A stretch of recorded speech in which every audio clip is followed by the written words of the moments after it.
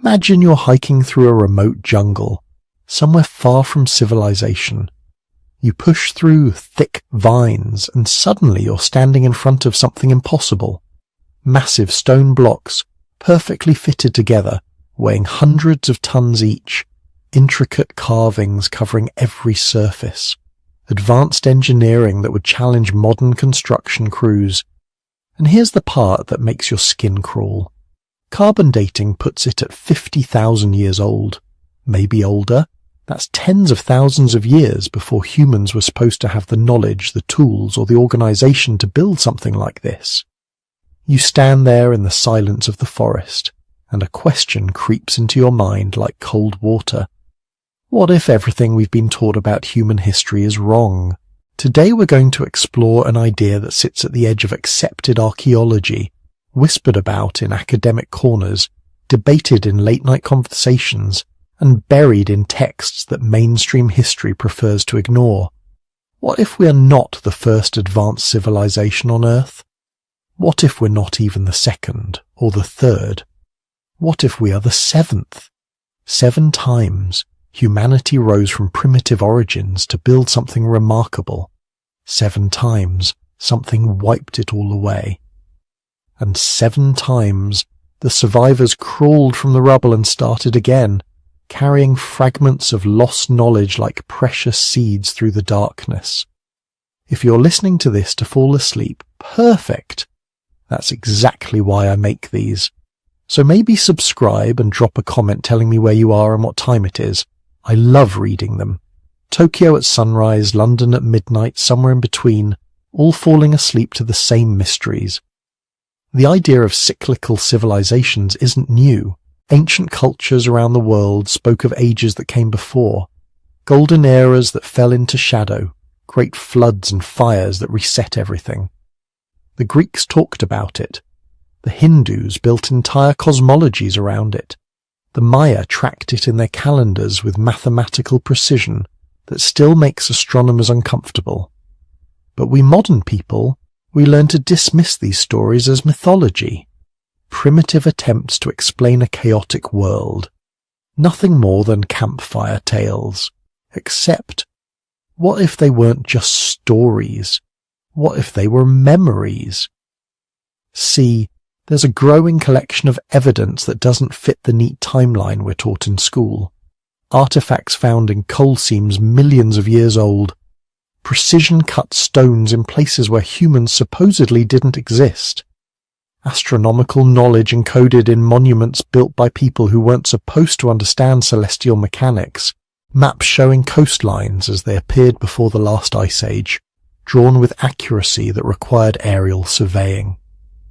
Every time archaeologists find something that contradicts the established timeline, there's a scramble to explain it away. Coincidence, natural formation, misidentification. Sometimes those explanations work, sometimes they don't, and when they don't, when the evidence is too solid to dismiss, it often gets quietly filed away, forgotten, because it doesn't fit the story we've agreed to tell ourselves about who we are and where we came from. Tonight, we're going to dig into those forgotten places. We're going to explore 6 civilizations that supposedly came before us. Lemuria, the mysterious land of the Pacific. Atlantis, the empire that defied the gods. Hyperborea, the paradise beyond the north wind. Mu, the motherland of the Pacific. The antediluvian world before the Great Flood. And the builders, whoever they were, who left megalithic mysteries scattered across every continent. We're going to look at what might have destroyed them. Cataclysms on a scale that's hard to imagine. We're going to examine the evidence, the anomalies, the things that make archaeologists shift uncomfortably in their chairs. And we're going to ask the most haunting question of all. If 6 civilizations rose and fell before us, leaving barely a trace, what makes us think we're any different? But don't worry.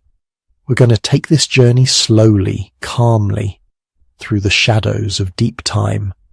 Let the mystery wash over you. Let these questions drift through your mind as you drift towards sleep. Because the most profound discoveries often come not in the harsh light of certainty, but in the soft twilight of wondering. So get comfortable. Close your eyes if you want. And let's begin our descent into the forgotten chapters of human history. What if history doesn't move forward in a straight line? What if instead of climbing steadily upward from caves to cities to spaceships, we've been riding a wheel, rising, falling, rising again, civilizations ascending to heights we can barely imagine, then crashing down so completely that barely a whisper of their existence remains. This is the cycle theory, and it's older than almost any idea in human thought. The ancient Hindus understood this deeply. They mapped time itself into vast cosmic cycles called yugas, 4 great ages repeating eternally, like seasons on a scale that makes human lifespans seem like heartbeats. First comes the Satya Yuga, the Golden Age. Humanity lives in harmony, wisdom flows freely, lifespans stretch for thousands of years. Then the Treta Yuga, where virtue begins to decline, conflict emerges, knowledge starts fragmenting. Next, the Dvapara Yuga, where vice and virtue stand in balance. Civilizations rise and grow complex, but corruption takes root. Finally, the Kali Yuga, the Iron Age, the age of darkness, strife and forgetting. According to the calculations, we're living in a Kali Yuga right now, and when it ends, everything resets. Catastrophe wipes the slate clean, and the cycle begins again with a new golden age built on the ruins of the old. The Greeks had their own version. 5 ages of man descending from perfection. The golden race lived like gods, free from toil and suffering. The Silver Age brought the first decline, then Bronze, when men became violent and warlike. The Heroic Age produced great warriors and legends we still remember. Finally, our age, the Iron Age. Hesiod wrote about it 2,700 years ago, describing a time when fathers would turn against sons, honor would die, and strength would make right. He was describing his own era, but read his words today and they feel uncomfortably familiar. What's striking is how many cultures developed this idea independently. The Maya tracked vast cycles of creation and destruction. The Aztecs believed we were living in the 5th sun, the 5th world, with 4 previous humanities already destroyed by flood, fire, wind, and jaguars. Norse mythology predicted Ragnarok, the twilight of the gods, followed by rebirth. Egyptian texts spoke of cycles governed by cosmic forces beyond human control. These weren't primitive peoples making up stories around campfires. These were sophisticated civilizations with advanced astronomy, mathematics, architecture. They were telling us something they believed was true, that we've been here before, that we'll be here again. Modern science mostly dismisses this as mythology. History is linear, we're told. Progress moves in one direction. But recently, some researchers have started asking uncomfortable questions. In 2018, 2 scientists proposed what they called the Silurian hypothesis. Named after a Doctor Who episode about intelligent reptiles, it asks a simple question with profound implications. If an industrial civilization existed on Earth millions of years ago, would we even know? Think about that for a moment. Plate tectonics recycle the Earth's crust every few 100 million years. Erosion scrubs surfaces clean. Even our most permanent structures, concrete, steel, glass, would decompose into unrecognizable components given enough time. A city could become a thin layer of unusual sediment. A civilization could become a slight chemical anomaly in rock strata. After 100 million years, almost nothing would remain. Maybe some plastics, some radioactive isotopes, a brief spike in carbon dioxide levels frozen in ice cores. That's it. Everything else would simply vanish, ground to dust by the relentless machinery of geological time. So the cycle theory asks us to consider a possibility that modern archaeology can't quite dismiss and can't quite prove, that we're not the first, that others came before, rose high, fell hard, and disappeared so completely that we're left with nothing but myths, anomalies, and that nagging feeling that we've forgotten something important. Before Atlantis captured the Western imagination, before ancient astronaut theories and alternative archaeology became mainstream, there was another lost continent that haunted the minds of 19th century scientists and mystics alike. They called it Lemuria. And unlike Atlantis, which came to us through Plato's philosophical writings, Lemuria emerged from something far more unexpected. A scientific puzzle about why lemurs live where they do. Picture this. It's 1864, and British zoologist Philip Sclater is staring at a map, trying to solve a problem that's been bothering naturalists for decades. Lemurs, those strange primates with their enormous eyes and long striped tails, they live in Madagascar. That makes sense. Islands often have unique wildlife, but lemur fossils also turn up in India, and that makes no sense at all. There's an entire ocean between these places. Darwin's new theory of evolution is still shocking the scientific establishment, and everyone's trying to figure out how species spread across the globe. Sclater looks at his map again. Madagascar, India, thousands of miles of open water, no land bridge that anyone knows about, unless there used to be one.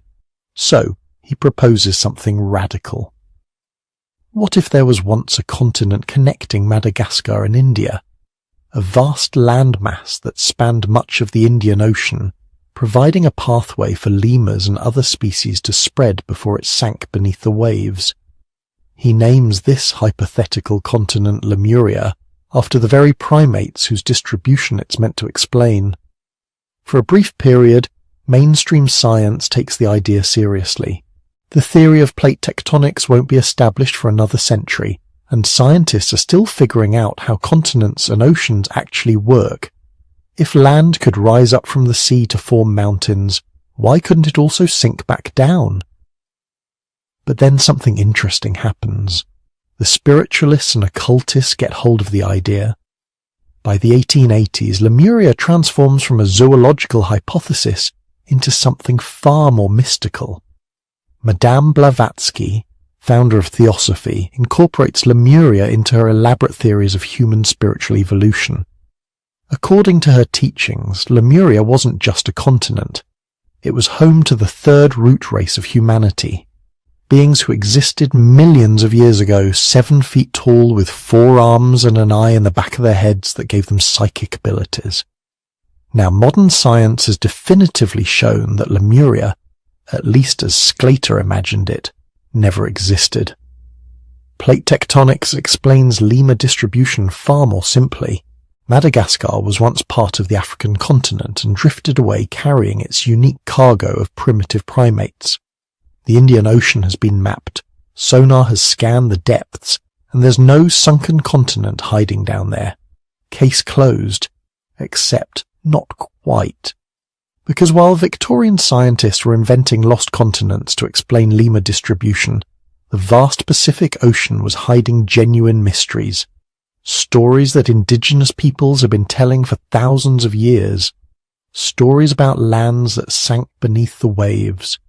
The oral traditions of Pacific Islanders are filled with memories of catastrophe. Hawaiian legends speak of great floods that covered the land.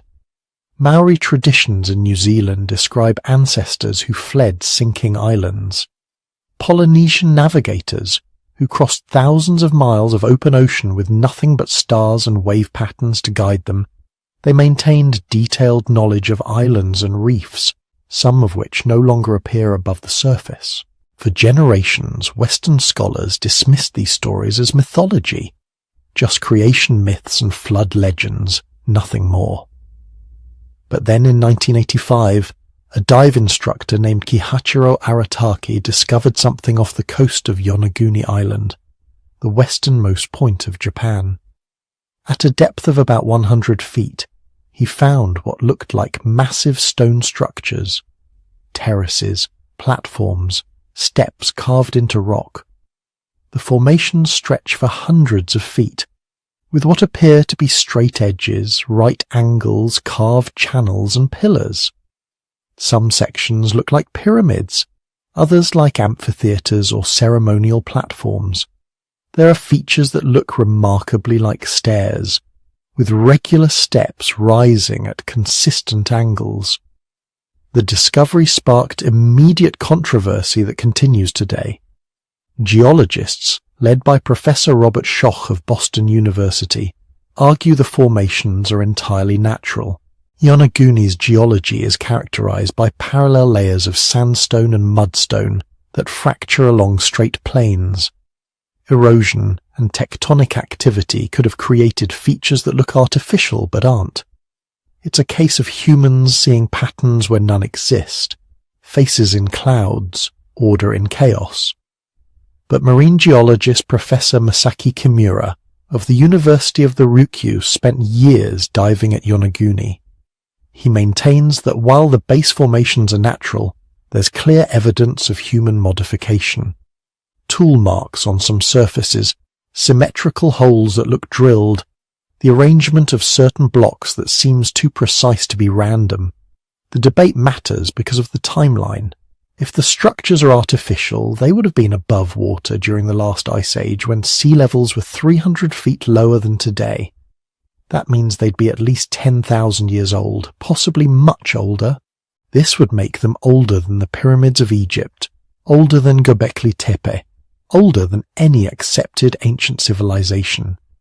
The problem is dating underwater rock formations with certainty is nearly impossible without finding artifacts, tools, or other clear signs of human activity. And Yonaguni has yielded nothing definitive. No pottery shards, no tool marks that everyone agrees are artificial, no bones or remains of the people who might have built there. So, we're left with something maddeningly ambiguous. Formations that look artificial enough to spark decades of investigation, but natural enough that mainstream archaeology can dismiss them without losing sleep. And Yonaguni isn't alone. Similar underwater structures appear throughout the Pacific, off the coast of Okinawa, near Taiwan, around some of the Micronesian islands, all of them showing features that look suspiciously organized, all of them hotly debated, all of them sitting right at depths that correspond to Ice Age coastlines. If there was a Lemurian civilization, and let's be clear, this is speculation, not established fact, it wouldn't have existed where Sclater imagined it. Not in the middle of the Indian Ocean. But what about the coastal regions of a Pacific world that looked completely different 12,000 years ago? When sea levels were hundreds of feet lower and vast areas now underwater were dry land, prime real estate for human settlement. Consider what we know for certain. Humans reached Australia at least 65,000 years ago. That required crossing significant stretches of open water, even when sea levels were at their lowest.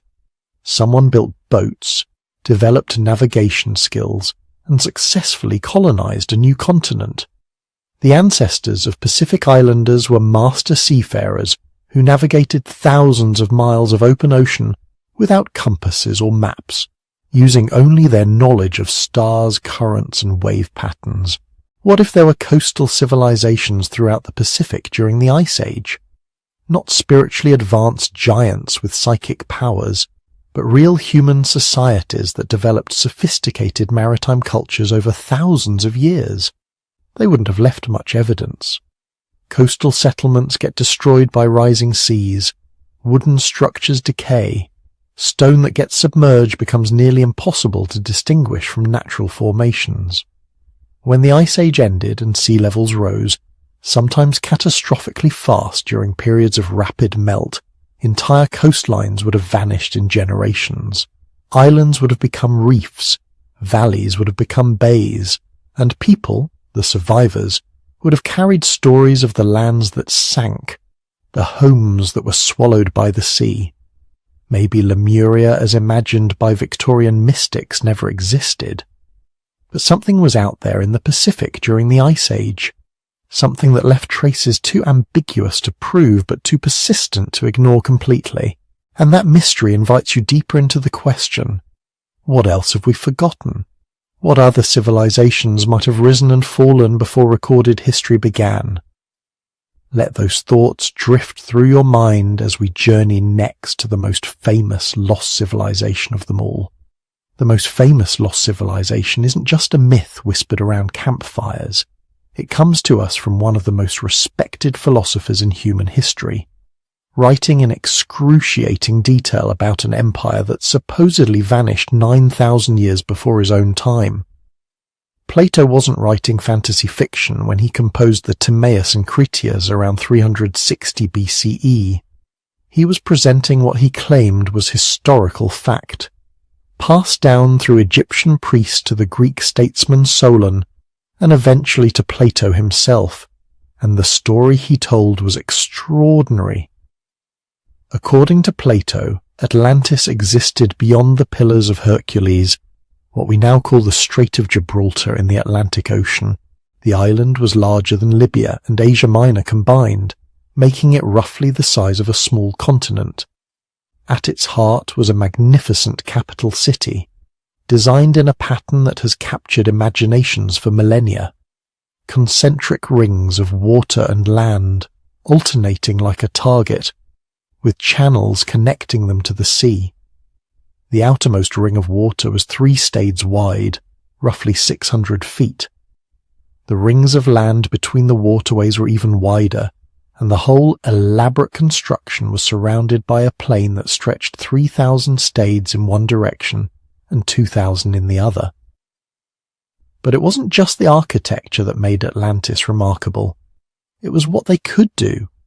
Plato describes a civilization that had mastered engineering on a scale that would impress modern builders. They carved tunnels through solid rock to connect their rings of water.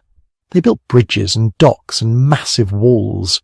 The walls themselves were covered in metals, brass on the outer wall, tin on the middle wall, and orichalcum, a mysterious metal that Plato says gleamed like fire on the innermost wall surrounding the citadel.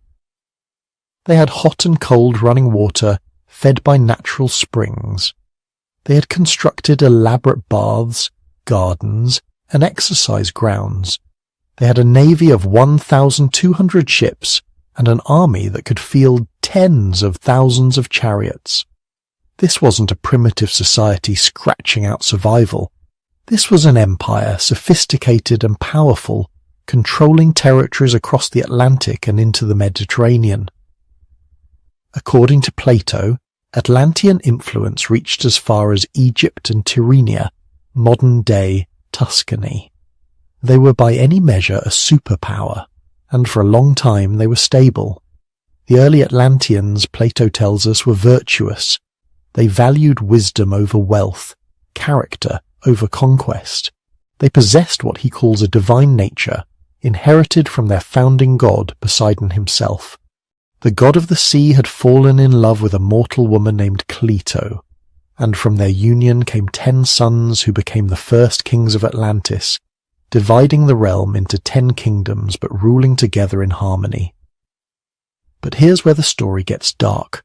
Over thousands of years, that divine nature began to fade. The Atlanteans began to change. They started valuing the wrong things, wealth instead of wisdom, power instead of peace, conquest instead of cooperation. They became proud, arrogant, convinced of their own superiority. They looked at the rest of the world and saw weakness, territories to be conquered, peoples to be subjugated. They built their navy not for trade but for war, and they launched invasions across the Mediterranean, attacking established civilizations, trying to expand their empire even further. This is when they made their fatal mistake. They attacked Athens. Now this is 9,000 years before Plato's time, so we're talking about an Athens that existed long before the classical city we know from history. Plato calls it Proto-Athens and describes it as a society of warrior philosophers, perfectly organized according to the principles he would later outline in the Republic. And somehow, against impossible odds, this proto-Athens defeated the Atlantean invasion. They pushed back the empire that had conquered so much of the known world. But the gods weren't finished. Zeus, king of the Olympians, looked down at what the Atlanteans had become, how far they had fallen from their original virtue, and decided enough was enough. He called together the other gods, and they passed judgment. The punishment was absolute. In a single day and night of catastrophic destruction, the entire island of Atlantis was swallowed by earthquakes and floods. The civilization that had taken thousands of years to build disappeared beneath the waves. Every building, every ship, every person gone. The sea above where Atlantis had stood became unnavigable, choked with mud and debris, and the world moved on, carrying only fragmentary memories of the empire that had defied the gods. That's the story Plato told. But here's the question that has haunted researchers for 2,400 years.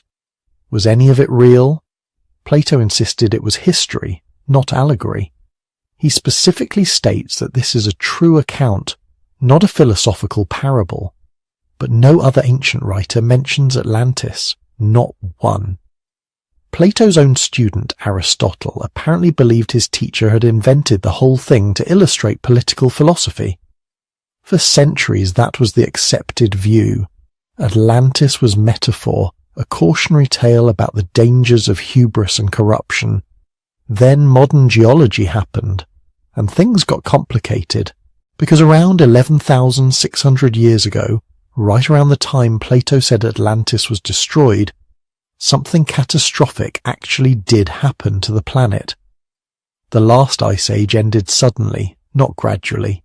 Temperatures spiked. Ice sheets that had covered continents for 100,000 years collapsed in what geologists call meltwater pulses. Sea levels rose dramatically, in some places more than 400 feet. Coastlines that had been above water for millennia vanished beneath the waves. Any coastal civilization that existed at that time would have been devastated. The Younger Dryas period, lasting from about 12,900 to 11,700 years ago, was particularly chaotic.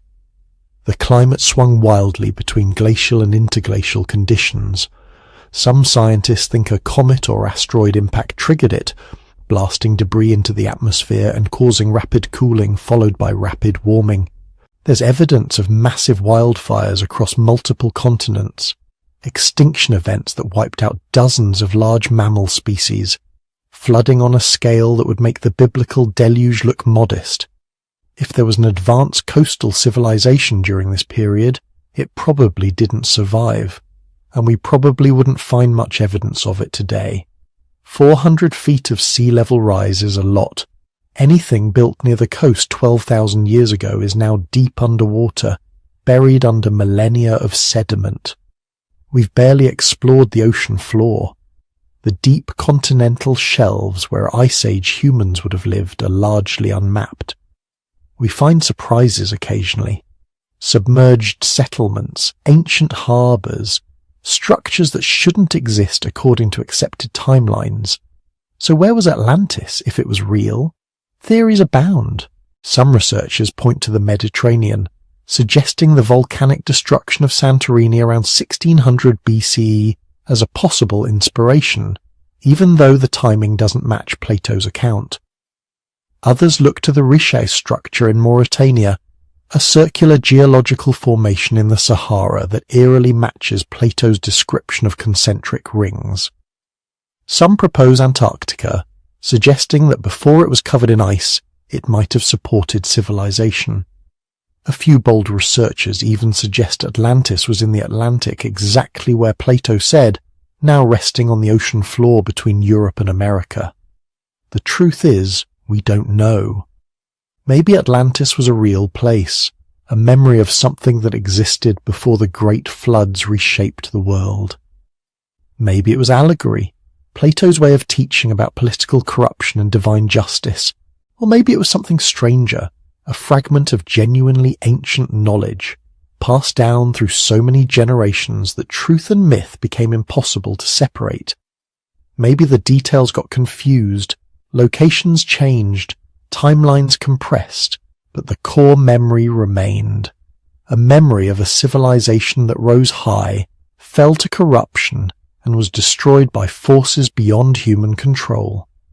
What we do know is this: the catastrophes Plato described, the earthquakes and floods that swallowed Atlantis, those actually happened. The time frame he mentioned, roughly 11,600 years ago, corresponds precisely with one of the most dramatic climate events in recent geological history. And the idea that some knowledge, some memory of what came before survived the cataclysm and was passed down through myths and legends, that's not unreasonable. It's actually exactly what you'd expect if earlier civilizations really existed and were destroyed. Whether those earlier civilizations looked anything like Plato's Atlantis, we may never know. The Greeks had a word for paradise. They called it Hyperborea, the land beyond Boreas, beyond the north wind, beyond the frozen breath that swept down from the top of the world. And according to their oldest stories, it wasn't a frozen wasteland up there. It was perfect, a temperate paradise where the sun shone for 6 months straight, where people lived for 1,000 years without aging, where sickness and war were unknown, where the god Apollo himself would retreat every winter to rest among a people so blessed, so perfect, that even the immortals envied them. Now, you might be thinking this sounds like typical mythology, beautiful stories to explain the unknown, metaphors for spiritual concepts, nothing more.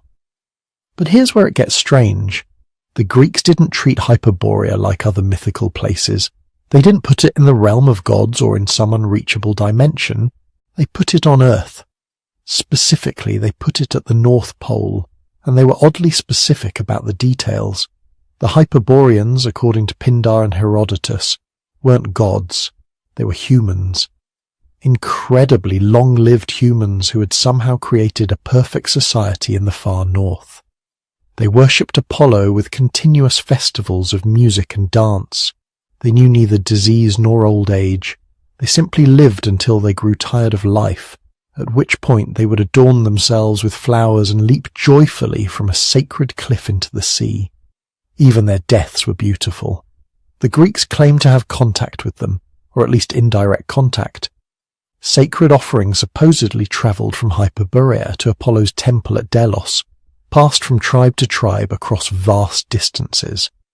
Some ancient writers even claim that Greek travellers had visited Hyperborea and returned with tales of its wonders. But the most intriguing part isn't the mythology itself. It's what happens when you look at old maps, really old maps, the kind that weren't supposed to exist with the level of detail they show. Several medieval and Renaissance maps, some claiming to be copies of much more ancient sources, show something remarkable at the North Pole, not ice, land. 4 large islands surrounding an open sea with a massive mountain at the centre. The Mercator map of 1595 shows this clearly. 4 rivers flowing from the central mountain, dividing the polar region into quadrants. And here's the thing that should make you pause. These maps were made centuries before anyone had actually explored the Arctic. Centuries before we knew what was really up there under all that ice. How did they know to put land at the North Pole? Why the specific configuration of 4 islands? The standard explanation is that cartographers were simply filling in blank spaces with imagination, creating symmetrical patterns because they looked nice. But some of these maps include details that match geological features we've only discovered in the last few decades, using ground-penetrating radar beneath the Arctic ice. Features that suggest there are indeed islands and mountain ranges under there. Features that have been buried under ice for thousands of years. Which raises an uncomfortable question. What if Hyperborea wasn't mythology? What if it was memory?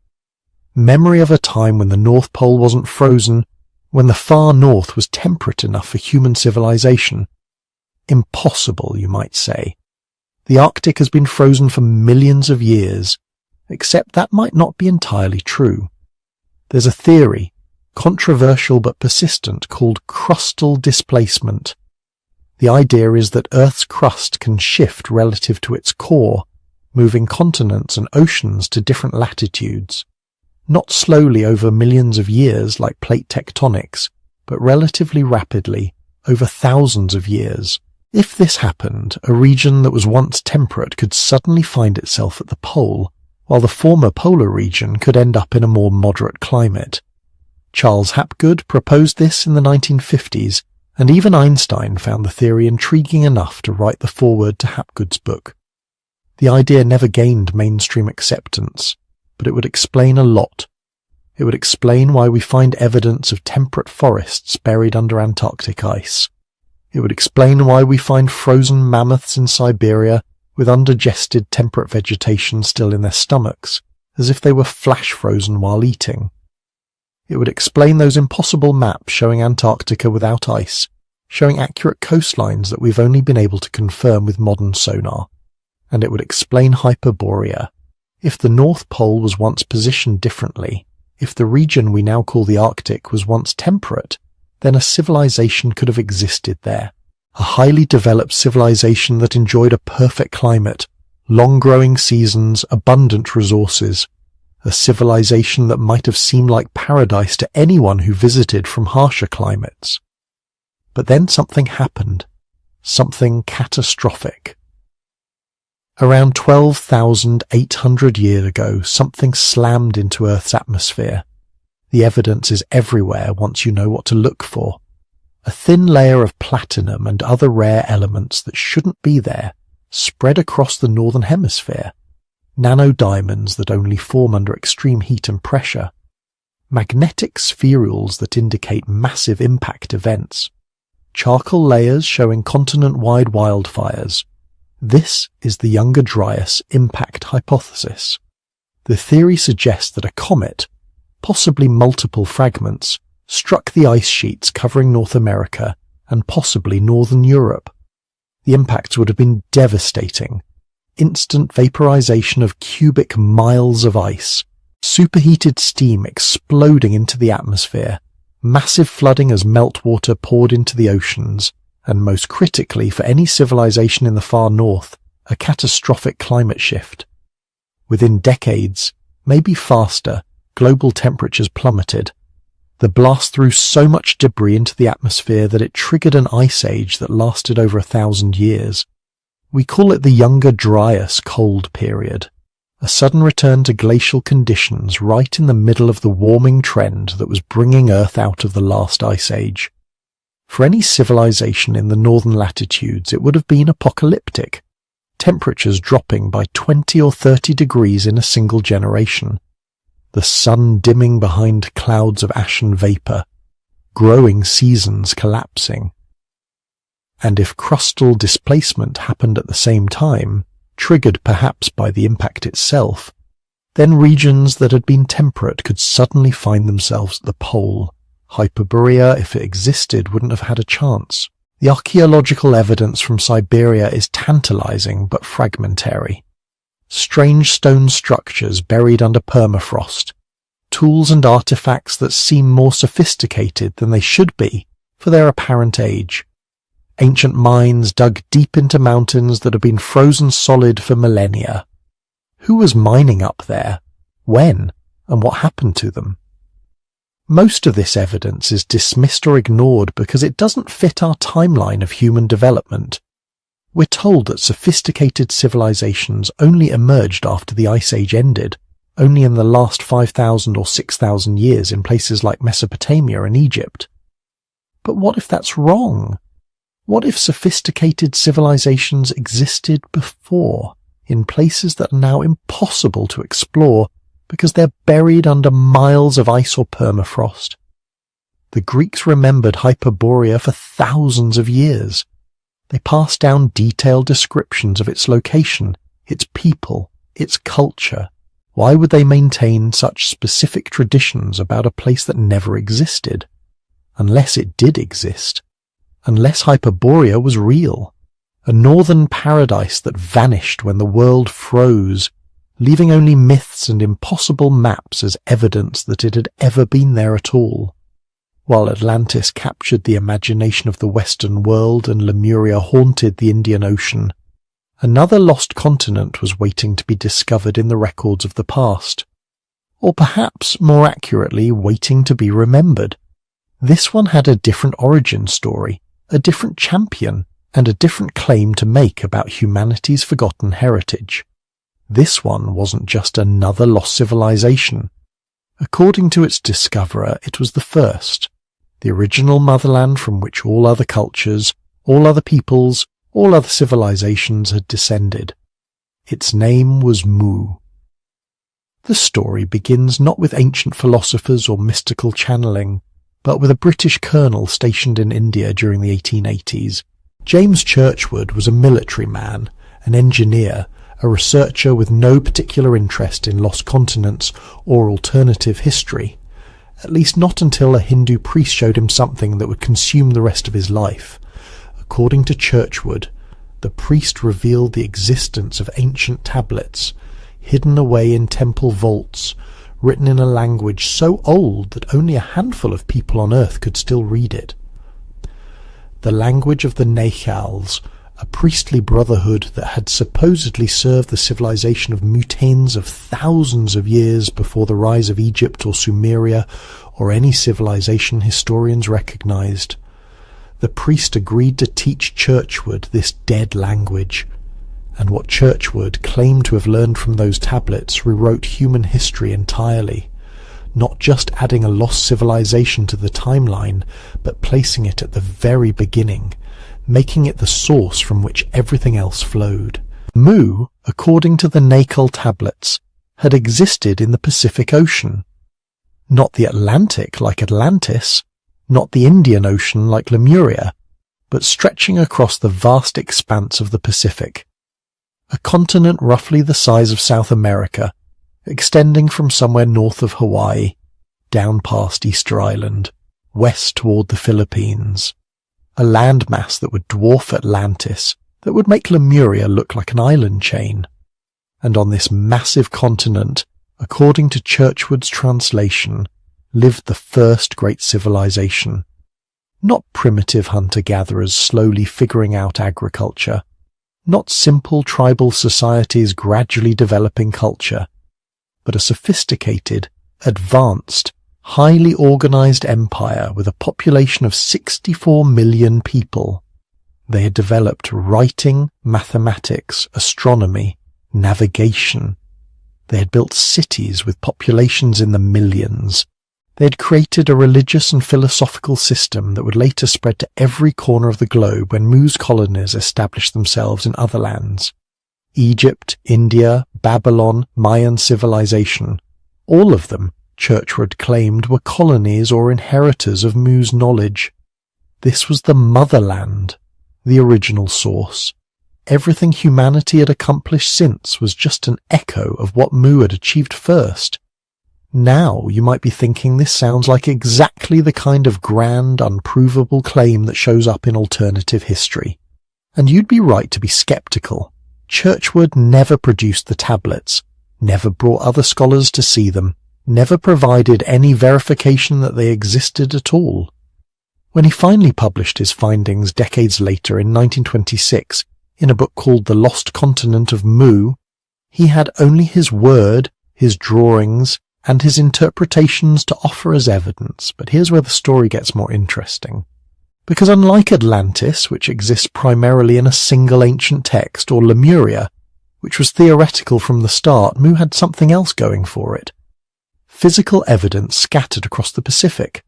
Not proof exactly, but anomalies, mysteries, structures that seemed too advanced, too precisely engineered, too deliberately placed to be the work of the primitive island cultures mainstream archaeology attributed them to. Start with Easter Island, Rapa Nui, one of the most remote inhabited places on Earth, sitting alone in the eastern Pacific over 1,000 miles from the nearest population center. And yet, somehow, The people who lived there managed to carve and transport nearly 900 massive stone statues, some weighing over 80 tons, and erect them on platforms around the island. The Moai aren't just impressive for their size. They're impressive for their uniformity, their precision, the engineering required to move them from the quarry to their final positions. How did a small island population with limited resources accomplish this? Mainstream archaeology says they used rope, wooden rollers, coordinated labor over generations. Maybe. But Churchward and others pointed to the Moai as remnants of something larger, as monuments built by people who remembered living on a greater land, who were commemorating ancestors from a vanished civilization. Then there's Nan Madol, off the coast of Pohnpei in Micronesia, an artificial archipelago of nearly 100 artificial islets built on a coral reef. Massive basalt logs, some weighing several tons, stacked like enormous Lincoln logs to create temples, tombs, and administrative buildings. Construction estimates suggest it took at least 1,000 years to build, but here's the question nobody can quite answer satisfactorily. Why? Why would a relatively small island population invest that much effort into building on a reef instead of on land? What were they commemorating? What were they trying to preserve? Local legend says Nan Madol was built by twin sorcerers using magic to levitate the stones into place, which is obviously mythological, but maybe myths preserve memories of capabilities that once existed and were lost. The Ha'amonga are Maui in Tonga, a massive stone trilithon, 3 coral limestone slabs arranged like a doorway, each weighing between 30 and 40 tons. Nobody knows exactly when it was built or how the stones were transported and erected. Local tradition says it was built by the god Maui, that same trickster deity whose stories appear throughout Polynesian mythology. But tradition also says it marked a gateway, a connection to ancestral homelands in the West. And this is where oral tradition becomes fascinating. Because across the Pacific, from Hawaii to New Zealand, from Micronesia to Polynesia, indigenous cultures preserve stories of ancestral homelands that sank beneath the waves. The Hawaiians speak of Kahupo-O'Kane, a floating island homeland from which their ancestors voyaged. Tahitian legends mention Hawaii, not the modern Hawaii but an ancient motherland. Maori traditions in New Zealand reference Hawaii, the place of origin, the land left behind in the distant past. Are these all racial memories of Mu, or are they simply the natural mythology that develops when seafaring peoples settle islands and maintain oral histories of migration? Mainstream scholarship says the latter, but Churchward saw patterns. Linguistic similarities across Pacific cultures, architectural styles that seem to share common principles, religious symbols that appeared in places separated by thousands of miles of ocean. Then came the catastrophe. According to the Nacal tablets as interpreted by Churchward, Mu didn't decline gradually. It died suddenly, catastrophically, in a series of earthquakes and volcanic eruptions that tore the continent apart and sent it sliding beneath the Pacific in a single terrible night. The Pacific Ring of Fire, that enormous chain of volcanoes and earthquake zones that circles the Pacific Ocean, became Mu's graveyard. Gas chambers beneath the continent collapsed. The land fragmented, the ocean rushed in, and 64 million people, an entire civilization, the motherland itself, vanished beneath the waves, leaving only scattered islands and scattered survivors to preserve fragments of memory. This would have happened, Churchward calculated, around 12,000 years ago, the same time frame Plato gave for Atlantis's destruction, the same period when sea levels were rising dramatically as the last ice age ended. Coincidence? Or evidence that multiple advanced civilizations were destroyed simultaneously by some global catastrophe? The geological evidence doesn't support a sunken continent in the Pacific, at least not in the last million years, but the mysteries remain. The massive stone structures, the oral traditions, the inexplicable similarities between cultures that supposedly never contacted each other. Maybe Mu wasn't a continent. Maybe it was something else, a network of advanced maritime cultures, a sophisticated seafaring civilization that connected the Pacific Islands thousands of years before anyone thought possible. Or maybe it was exactly what Churchward claimed, the motherland, the source, the first civilization, now sleeping beneath the waves, waiting to be remembered. Before there was Atlantis, before the great stone circles and pyramids, before written history even begins to whisper, many traditions say there was another world, a world so old it sits behind memory, like a dream you almost recall when you first wake up, then lose as the day goes on.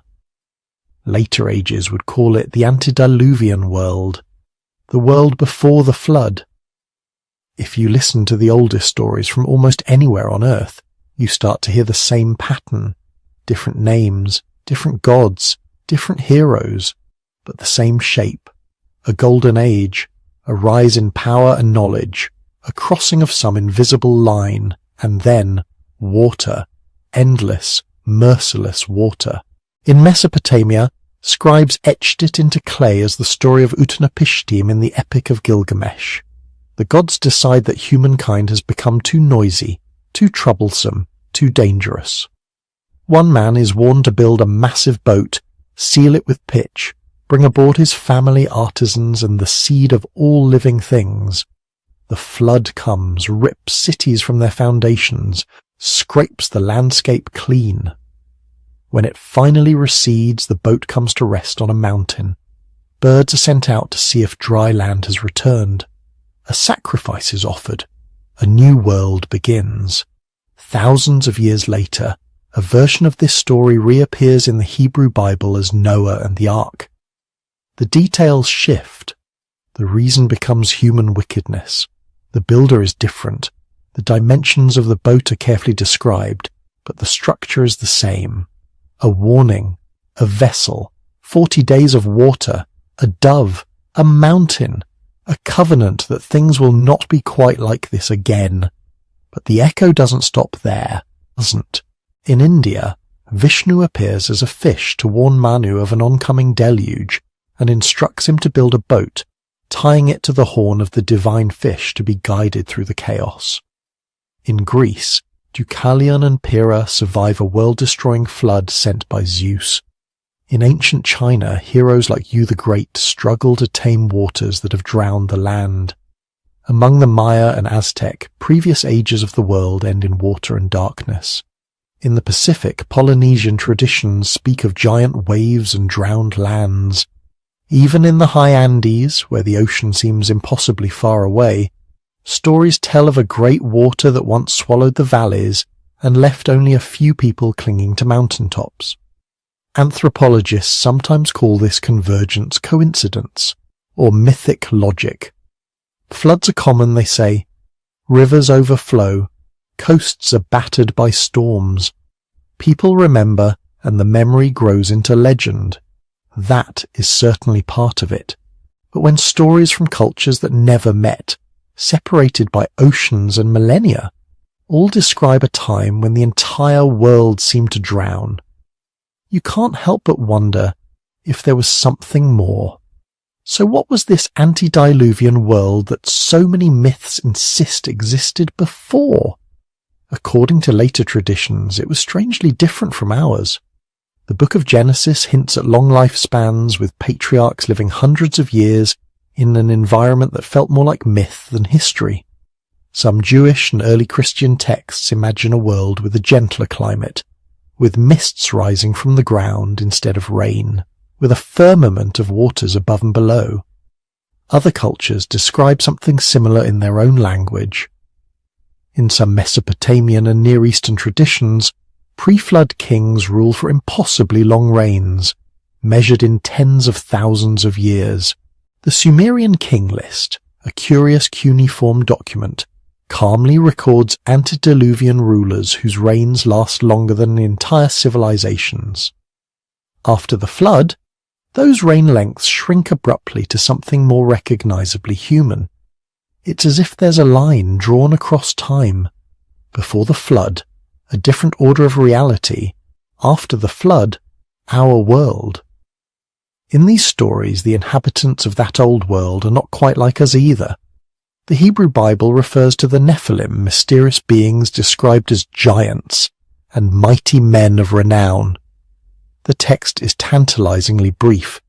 It tells of sons of God who took human women as wives, and of offspring who became legendary heroes or tyrants, depending on the interpretation. Later commentators debated for centuries. Were these fallen angels, ancient kings, foreign nobles, something else entirely? Outside the Bible, similar figures appear.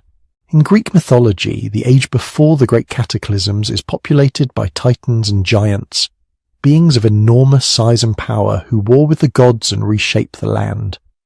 In the traditions of the Americas, there are stories of giant ancestors, some benevolent, some terrifying, who lived before a great flood changed everything. In parts of northern Europe, sagas describe Jotnar, frost giants, and primeval beings who once walked a younger Earth. These stories might be symbolic. They might be exaggerated memories of tall warrior elites, or metaphors for the awe people felt toward their distant ancestors. Or perhaps they are dim reflections of real populations, unusually large humans, or even encounters with the last remnants of archaic hominin species that lingered long enough to be remembered in myth. We don't know, but the pattern is hard to ignore. A sense that before the waters came, the world hosted beings who were more than ordinary, for good or ill. While the old texts talk about gods and giants, the rocks and sediments tell their own quieter story. At the end of the last ice age, between roughly 14,000 and 8,000 years ago, Earth went through one of the most dramatic natural transitions in our species' experience. Massive ice sheets that had locked up incredible amounts of water began to collapse. Sea levels rose not by centimeters, but by more than 100 meters over several thousand years, with pulses that may have been startlingly fast on human timescales. Imagine living on a coastal plain that has been home to your ancestors for as long as anyone can remember. One generation, the shoreline creeps in a little. The next, storms carve away more land. Then, in a span of a few centuries, entire river valleys are swallowed. Sacred sites vanish under the surf. Fishing grounds migrate into deeper water. Villages are abandoned again and again, each time a little farther inland. To someone living through that, it wouldn't feel like gradual sea level rise. It would feel like the world itself was flooding. Geologists find evidence of catastrophic outburst floods as well. Glacial lakes bursting their icy dams and releasing walls of water that strip landscapes bare in days. In North America, in Siberia, in Europe, there are scars of torrents that would have looked apocalyptic to anyone standing in their path. It's not hard to imagine such events seeding stories that would be retold, embellished, and woven into grand narratives of a single, world-encompassing deluge. One particularly evocative idea is the Black Sea deluge hypothesis. According to this model, at the end of the Ice Age, the Black Sea basin may have been a large, isolated freshwater lake, ringed by early farming communities. As global sea levels rose, Mediterranean waters eventually overtopped the natural barrier at the Bosporus. When that threshold finally failed, saltwater poured in with extraordinary force, flooding valleys, drowning settlements, and rapidly transforming the lake into the much larger, deeper sea we know today. Not everyone agrees on the speed or scale of this event, but if anything like it occurred, the people who witnessed it would have remembered. Their children and grandchildren would have remembered. Long after the details were lost, the memory of a rising sea that devoured a world would remain. Similar ideas have been proposed for the Mediterranean itself, periods when sea level rise and tectonic shifts transformed coastlines, swallowed islands, and forced entire cultures to move. Beneath the waves of the Mediterranean, the Black Sea, the Persian Gulf, and the Sunda Shelf in Southeast Asia lies an entire drowned world of ancient shorelines, river deltas, and potential human habitats. If people settled there, and it would have been prime real estate, they would have built, farmed, traded, and told stories. Then the waters came, and those stories became flood myths. If there was a fifth civilization, an antediluvian culture that flourished before the great inundations, much of its physical trace would now lie under hundreds of feet of water. Coastal cities, harbours, temples, and observatories could have been erased, their stones tumbled and buried under sediments. Early experiments in agriculture and animal domestication might have begun in these low, fertile coastal plains, only to be forced uphill as the seas advanced, leaving us to discover the later inland stages and assume that's where it all began. Maybe what was lost wasn't just land but knowledge, techniques for navigating coastlines that no longer exist, stories tied to constellations as they rose over horizons that are now seabeds, calendars based on seasonal fish migrations in estuaries that have been drowned, even technologies that were sophisticated for their time, complex boat building, coastal architecture, intricate trade networks, could vanish almost without a trace once their infrastructure was submerged. What we see in the archaeological record might be only the inland half of the story, the half that retreated successfully, the half that survived. And hovering over that gap between what we know and what we can only guess at are the myths of Nephilim and giants, of pre-flood sages and men of renown, of gods who walk among humans and then withdraw, leaving behind a shattered world and the faint warning that this has all happened before. Whether the antediluvian world was a metaphor, a memory, or something in between, it leaves us with a haunting possibility that our current civilization is not the first to stand on shorelines and watch the waters rise, that others long ago faced their own turning of the age. Some adapted, some vanished, and some perhaps chose to leave messages in stories instead of stone, hoping that when the next cycle came, someone would be listening. By the time we reach the sixth civilization in this story, something has changed in a way that's hard to ignore. For hundreds of thousands of years, stones were just stones, useful, yes, for tools and shelters and hearths. But then, almost suddenly on the timescale of geology, stones begin to move. Not pebbles, not hand-sized rocks, but monsters. Blocks weighing tens, sometimes hundreds of tons, lifted, stacked, carved, aligned, shaped into patterns that seem to talk to the sky. The traces of this civilization are scattered across the planet like fragments of a broken mirror. Each shard reflects the same strange pattern. Massive stones, impossible precision, alignments to stars, solstices, equinoxes, and all of it emerging long before our official timelines say it should have been possible. Start with the most famous of these puzzles, sitting on the edge of the Sahara, staring forever toward the rising sun. The Great Pyramid of Giza looks familiar from pictures, but the numbers behind it are quietly unsettling. Its base is almost perfectly level, off by only a few centimeters across more than 13 acres. The sides face the four cardinal directions, with a precision that modern surveyors struggle to match. True north, true south, true east, true west. Not approximately, almost exactly. How do you do that without satellites, without lasers, without GPS?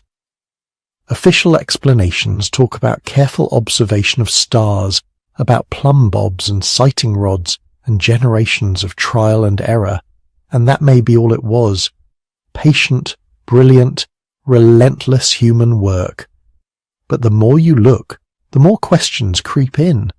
The dimensions of the pyramid encode ratios that seem eerily familiar. The relationship between its height and the perimeter of its base approximates 2 pi. as if someone had folded the circle of the heavens into a square of stone. The shafts inside the structure point towards specific stars as they would have appeared thousands of years ago. Orion, Sirius, Draco. As though the building itself were a frozen conversation with the night sky. Mainstream archaeology sees this as the pinnacle of Old Kingdom Egyptian engineering, the product of a powerful state and a huge labour force. But some researchers, some dreamers, see something older behind it. They imagine inherited plans, hand-me-down knowledge from a much earlier tradition. A blueprint not entirely understood by the people who followed it, like a child carefully tracing an image they didn't draw. And then you look away from Egypt, and the pattern refuses to fade. Half a world away, high in the thin air above Cusco in Peru, the walls of Sacsayhuaman grip a hillside with a kind of stone gravity that seems almost alive. The blocks are not neat rectangles. They're wildly irregular, each one with many faces and angles, yet they fit together with such precision that you can't slide a razor blade between them. No mortar, no concrete, just contact, edge to edge, curve to curve, like the pieces of a 3D jigsaw puzzle designed by someone who hated straight lines. Some of these stones weigh over 100 tons. They've been quarried, transported, raised, and locked into place with a complexity that suggests not just brute force, but intimate knowledge of stone behaviour, how it fractures, how it settles, how it weathers over centuries.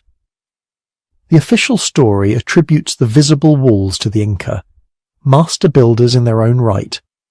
But even among local traditions there are whispers that the foundations are older, that the Inca inherited, restored, and expanded something that was already ancient, a memory of an earlier phase of the builders, half remembered in myth as giants or gods. Travel a little farther across the Andean plateau to a windswept place near Lake Titicaca called Pumapunku. Here, the stones look different, but the mystery deepens. Huge blocks of andesite and sandstone are shaped into crisp right angles, complex grooves, and precise interlocking forms. Some resemble giant machine parts more than fallen temple walls. The cuts are so straight, the corners so sharp, that they seem to demand tools and techniques far beyond what we usually associate with prehistoric stoneworking. Archaeologists propose copper tools, abrasion with sand and patience, ingenious but simple methods, and that might be enough. Human ingenuity has always been better than we give it credit for. Yet when you lie awake at night and let your mind wander, you can't help picturing a different scene, an older workshop, a different language, a tradition of building passed from teacher to apprentice for thousands of years, then abruptly cut off. And if we push even further back in time, the sick civilization becomes harder to dodge. On a hill in southeastern Turkey, buried for thousands of years under deliberate layers of soil, stands Göbekli Tepe. When it was first excavated, it scrambled the neat timeline of human development that had sat comfortably in textbooks for decades. Stone circles, carved pillars, animal reliefs, a ritual complex dated to around 12,000 years ago, long before cities, long before writing, long before agriculture was supposed to take off.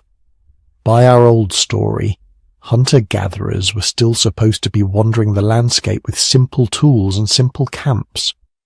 But here they were, hauling multi-ton pillars, designing stone circles with geometric regularity, carving foxes, snakes, birds, abstract symbols. Not building for survival, but for meaning, for ceremony, for something sacred. Some researchers believe Göbekli Tepe was a catalyst that pushed humans towards settled life. The temple came first, then the village to support it.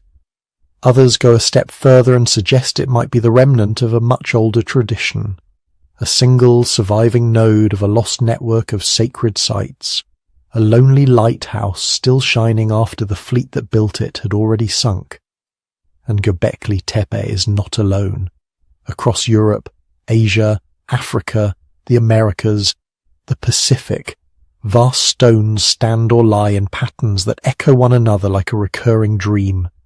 Stonehenge in England, with its solstice alignments, the megalithic temples of Malta, some older than the pyramids, dolmens in Korea and India, menhirs in Brittany, standing stones in the Sahara, alignments in the Canary Islands, cyclopean walls in the Mediterranean, eerily reminiscent of Andean masonry.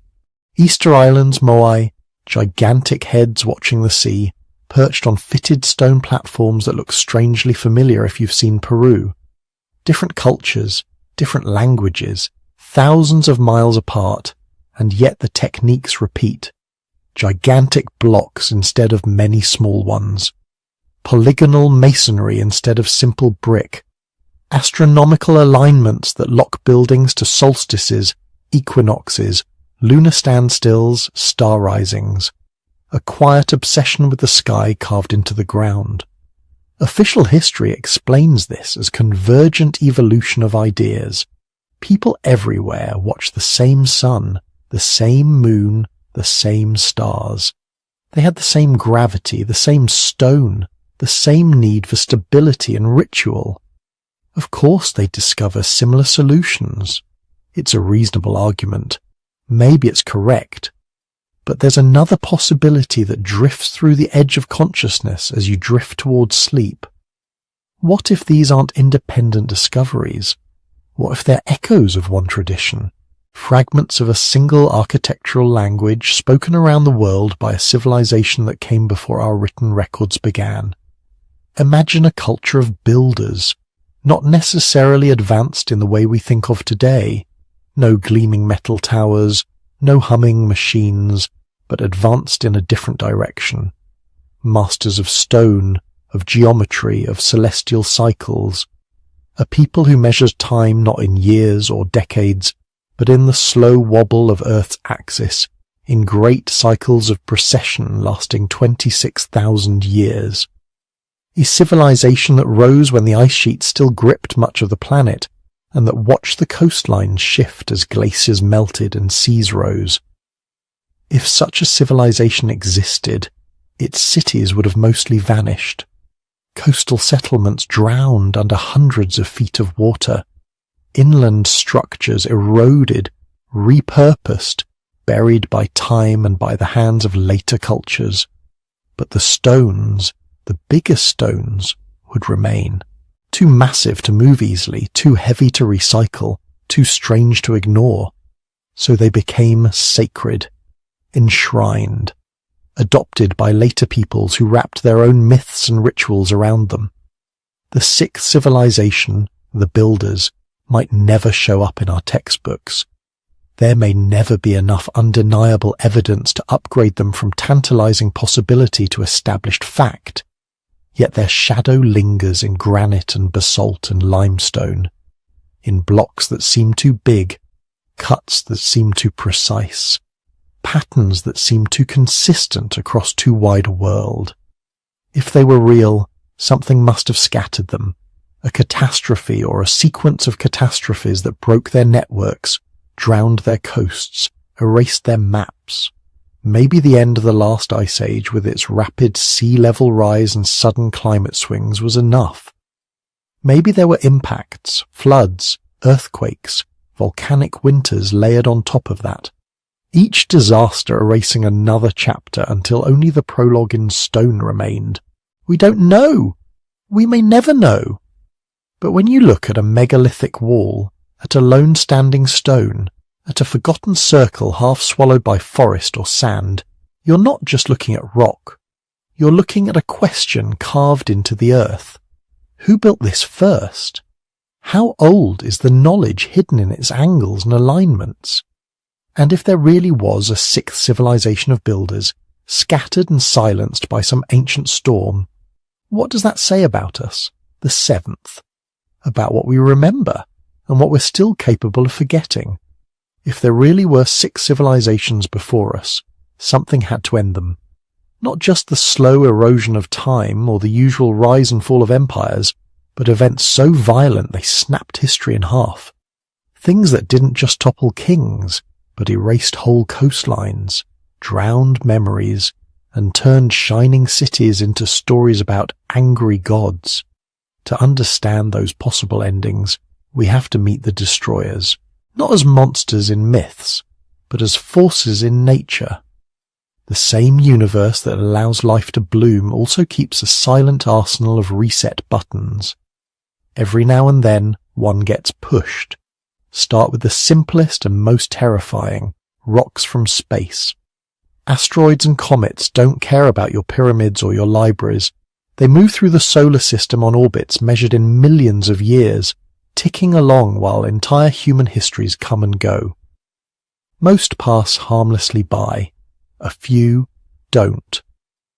When a large body hits Earth, the energy released can be greater than every nuclear weapon ever built detonating at once. Shockwaves flatten forests. Firestorms circle continents. Dust and vapor surge into the upper atmosphere, blocking sunlight, shutting down photosynthesis, plunging the world into years of cold and dark. We know this has happened before. The dinosaurs didn't vanish because they were weak or stupid. They were wiped out by a rock that just happened to be in the wrong place at the wrong time. If that could happen once, it could happen again, not just to animals but to cities, to oceanic trading networks, to whatever came before us. There is a growing suspicion among some scientists that something like this did happen. Not 66 million years ago, but at the edge of human memory. This is the Younger Dryas impact hypothesis. Picture the end of the last ice age. Massive ice sheets melting, sea levels rising, human hunter-gatherers beginning to settle down, experiment with plants, build more permanent structures. Then, suddenly, the climate slams into reverse. Around 12,800 years ago, global temperatures plummet again. Glaciers stop retreating and start growing. Species go extinct. Human cultures that seem to be flourishing suddenly disappear or change dramatically. For a long time, this abrupt cooling was blamed on shifts in ocean currents. But some researchers noticed something strange in the sediment layers that mark the start of this cold snap. Microscopic spherules of melted rock. Nanodiamonds. A thin layer rich in platinum and other elements associated with extraterrestrial material. It looked eerily similar to the impact signatures found at other known strike sites. The hypothesis emerged. Maybe a fragmented comet or asteroid exploded over the ice sheets of North America and elsewhere. Not one giant dinosaur killer, but multiple airbursts and impacts, igniting continent-scale wildfires, sending enormous amounts of soot, dust, and water vapor into the atmosphere, enough to disrupt climate, kill off megafauna, and reset early human cultures across the Northern Hemisphere. Is this proven? Not yet. The debate is intense. Some studies support the impact markers, others question them, but the evidence keeps accumulating in unexpected places. Melt glass in Syrian sites, pollen records that show sudden burn events, odd chemical spikes exactly at the Younger Dryas boundary. It's as if different lines of data are whispering the same phrase. Something big happened here. If that something smashed a developing civilization, its ruins would now be buried under meters of sediment or resting beneath drowned shorelines. The stories that survived might remember it only as a flood sent by the gods, or fire in the sky, or a long winter that would not end. But cosmic impacts are only one set of keys on the destruction keyring. Another waits beneath our feet. Supervolcanoes don't look dramatic on the surface. No tall cone, no picturesque peak. Just quiet plains and lakes spreading out across a caldera the size of a small country. But below that calm landscape, oceans of magma simmer. When they erupt, they don't just send lava down a single valley. they throw ash across continents. About 74,000 years ago, the Toba supervolcano in Indonesia exploded on a scale almost beyond imagination. Ash layers from this eruption are found from India to East Africa. Some climate models suggest global temperatures may have dropped by several degrees. Sunlight would have dimmed, plants would have struggled, animal populations would have crashed.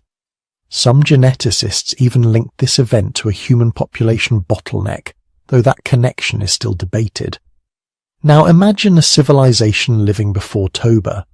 Coastal cities in the Indian Ocean, stone harbours along drowned river mouths, trade routes crisscrossing warm seas. Overnight their world darkens. Ash storms poison the air and water. Monsoons fail. Crops wither. Within a few years that entire network could fracture, shrink, forget its own past. The ruins would be ground down, swallowed by jungle, buried under volcanic deposits and rising seas. Yellowstone in North America, Campi Flegrei in Italy, and other caldera systems remind us that Toba was not a one-off. The planet breathes in cycles of fire and quiet. Civilizations that build during the quiet may find themselves suddenly living on the rim of a planetary-scale explosion. Then there are the more speculative destroyers, the ones that sit uncomfortably between geology and mythology. Charles Hapgood proposed that Earth's outer crust might sometimes slip over the deeper mantle, like the rind of an orange rotating around the fruit. Not a slow wander of magnetic poles, but rapid crustal displacement. Continents shifting latitudes in a geological instant. Ice sheets jumping to new locations. Tropical regions freezing. Polar regions thawing. Mainstream geoscience does not support Hapgood's mechanism as he described it. The physics appear problematic. Plate tectonics, not whole crust slippage, explains most of what we see. But the idea of sudden geographic realignment won't quite die. Ancient maps that seem to show ice-free Antarctica, myths of the world tilting on its axis, traditions of stars changing their paths in the sky, all keep the question alive in the popular imagination. If something like a rapid reorientation did occur, whether through crustal motion or some other process, the result would be catastrophic climate chaos. Habitable zones would migrate, shorelines would reconfigure, former heartlands would become unlivable in a single human lifetime. Even without moving continents, the sun itself can act as destroyer. Every so often, our star hurls out colossal eruptions of magnetized plasma known as coronal mass ejections. Most miss us. A few graze our magnetic field and paint the sky with auroras. But occasionally one is aimed directly at Earth. In 1859, the Carrington event sent electrical currents surging through telegraph lines, shocking operators and setting paper on fire. Back then, our technology was made of copper wire and curiosity. Today, it's orbital satellites, global power grids, digital memory. A Carrington-level storm now could fry transformers on multiple continents, blind GPS systems, knock out communication satellites, and plunge advanced societies into sudden extended darkness. Not the end of our species, but perhaps the end of our current way of life. Any earlier civilization dependent on a similar level of technology, even if its tools were made of materials we no longer recognize, would have been equally vulnerable. The stone ruins would remain. The knowledge encoded in fragile systems would not. While the sky throws fire and the ground hides magma, the oceans have their own slow, relentless weapon, rising and falling. During the last ice age, sea levels were more than 100 meters lower than today.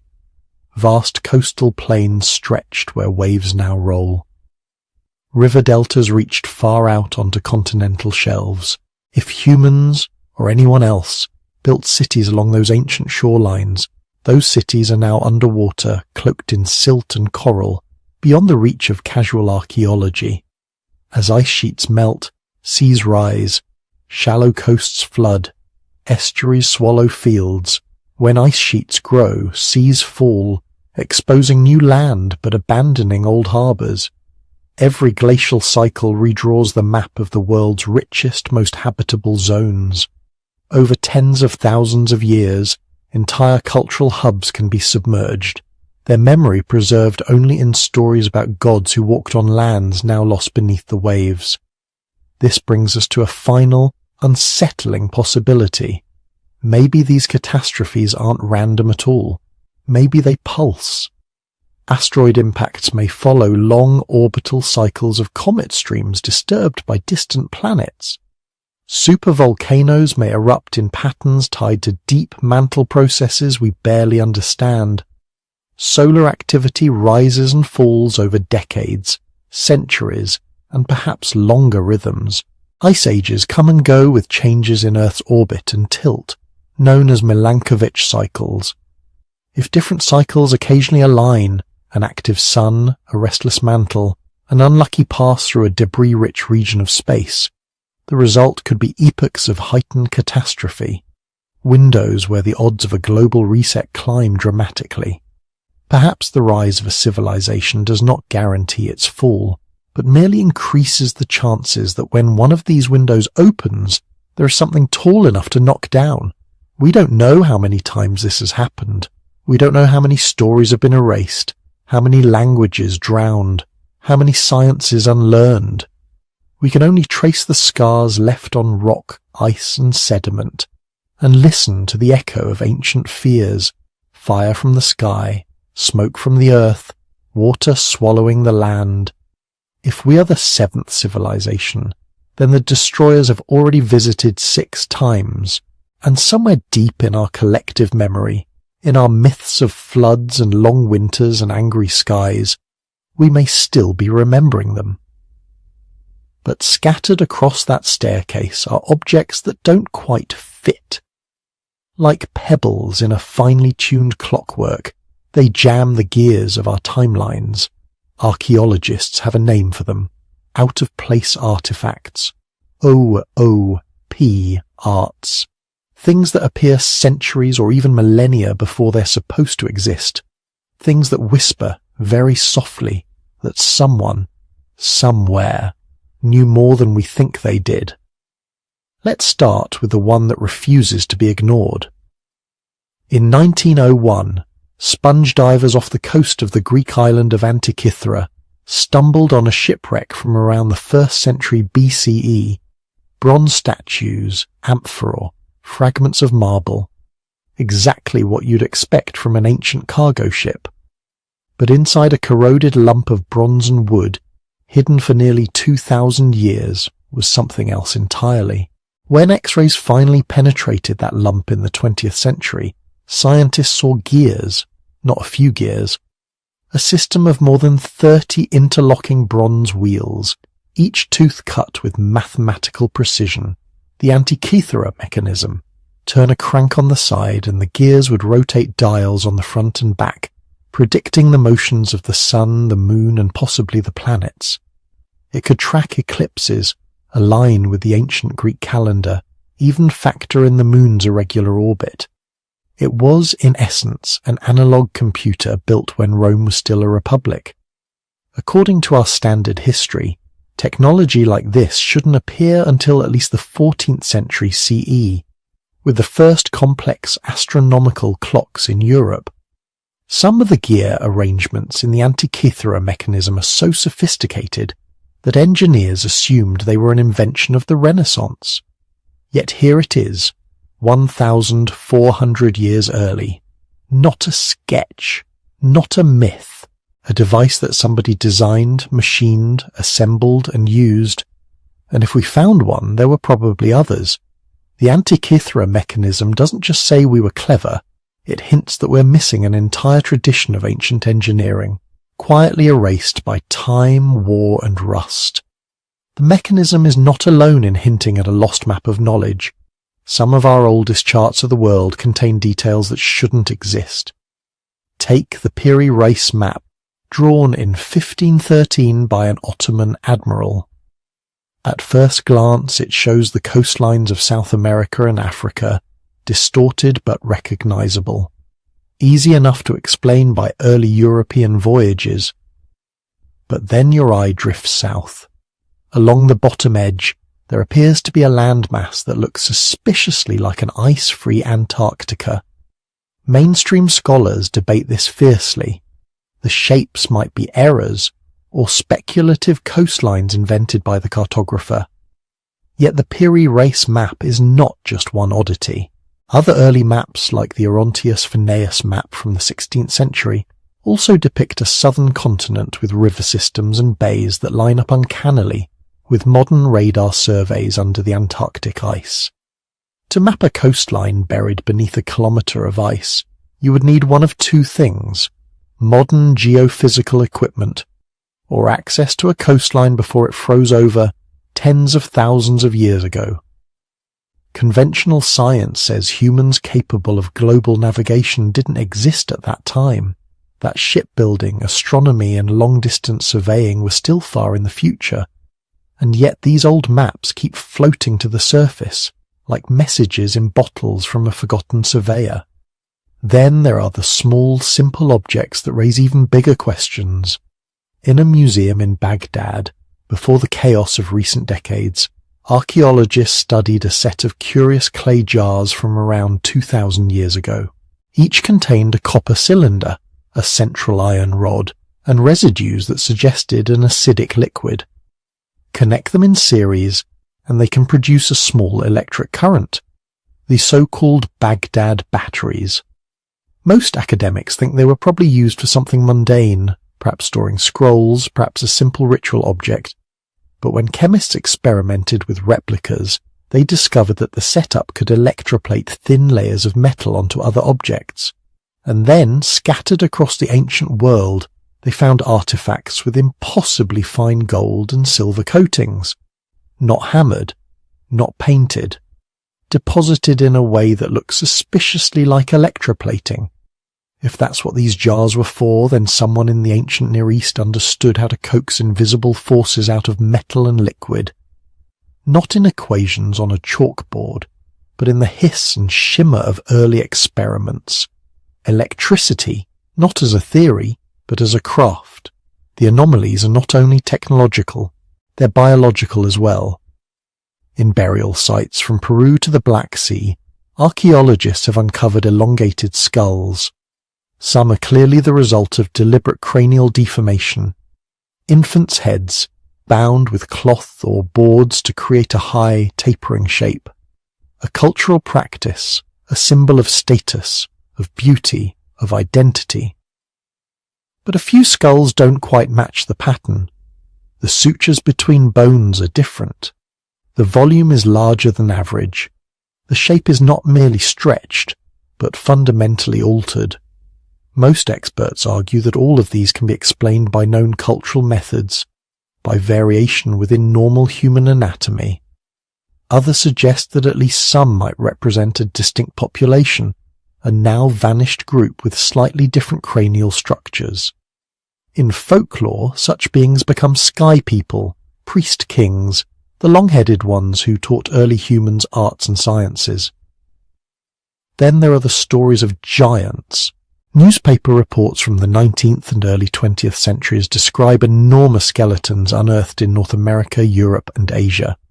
8 feet tall, 10 feet tall, sometimes more. Often these accounts are vague, poorly documented or second-hand. Many are almost certainly exaggerations, mismeasurements or outright hoaxes. Yet the pattern persists. Bones that seem too large, femurs the length of a modern man's torso, skulls the size of helmets. Today, most of these skeletons are lost, miscatalogued, or simply never verified. Mainstream science dismisses them, sometimes with good reason.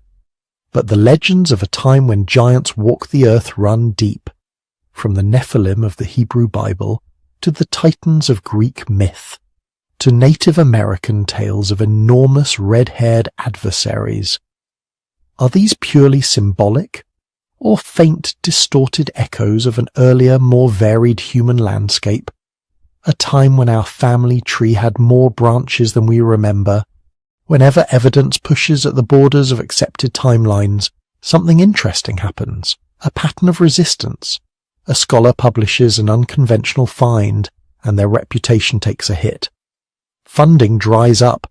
Colleagues become cautious. The safest path in academia is to work within the known framework, not to question the frame itself. There have been cases where artifacts that challenge the timeline were quietly reclassified, moved to basements, or explained away with minimal examination. Not necessarily because of a grand conspiracy, but because humans are uncomfortable with uncertainty.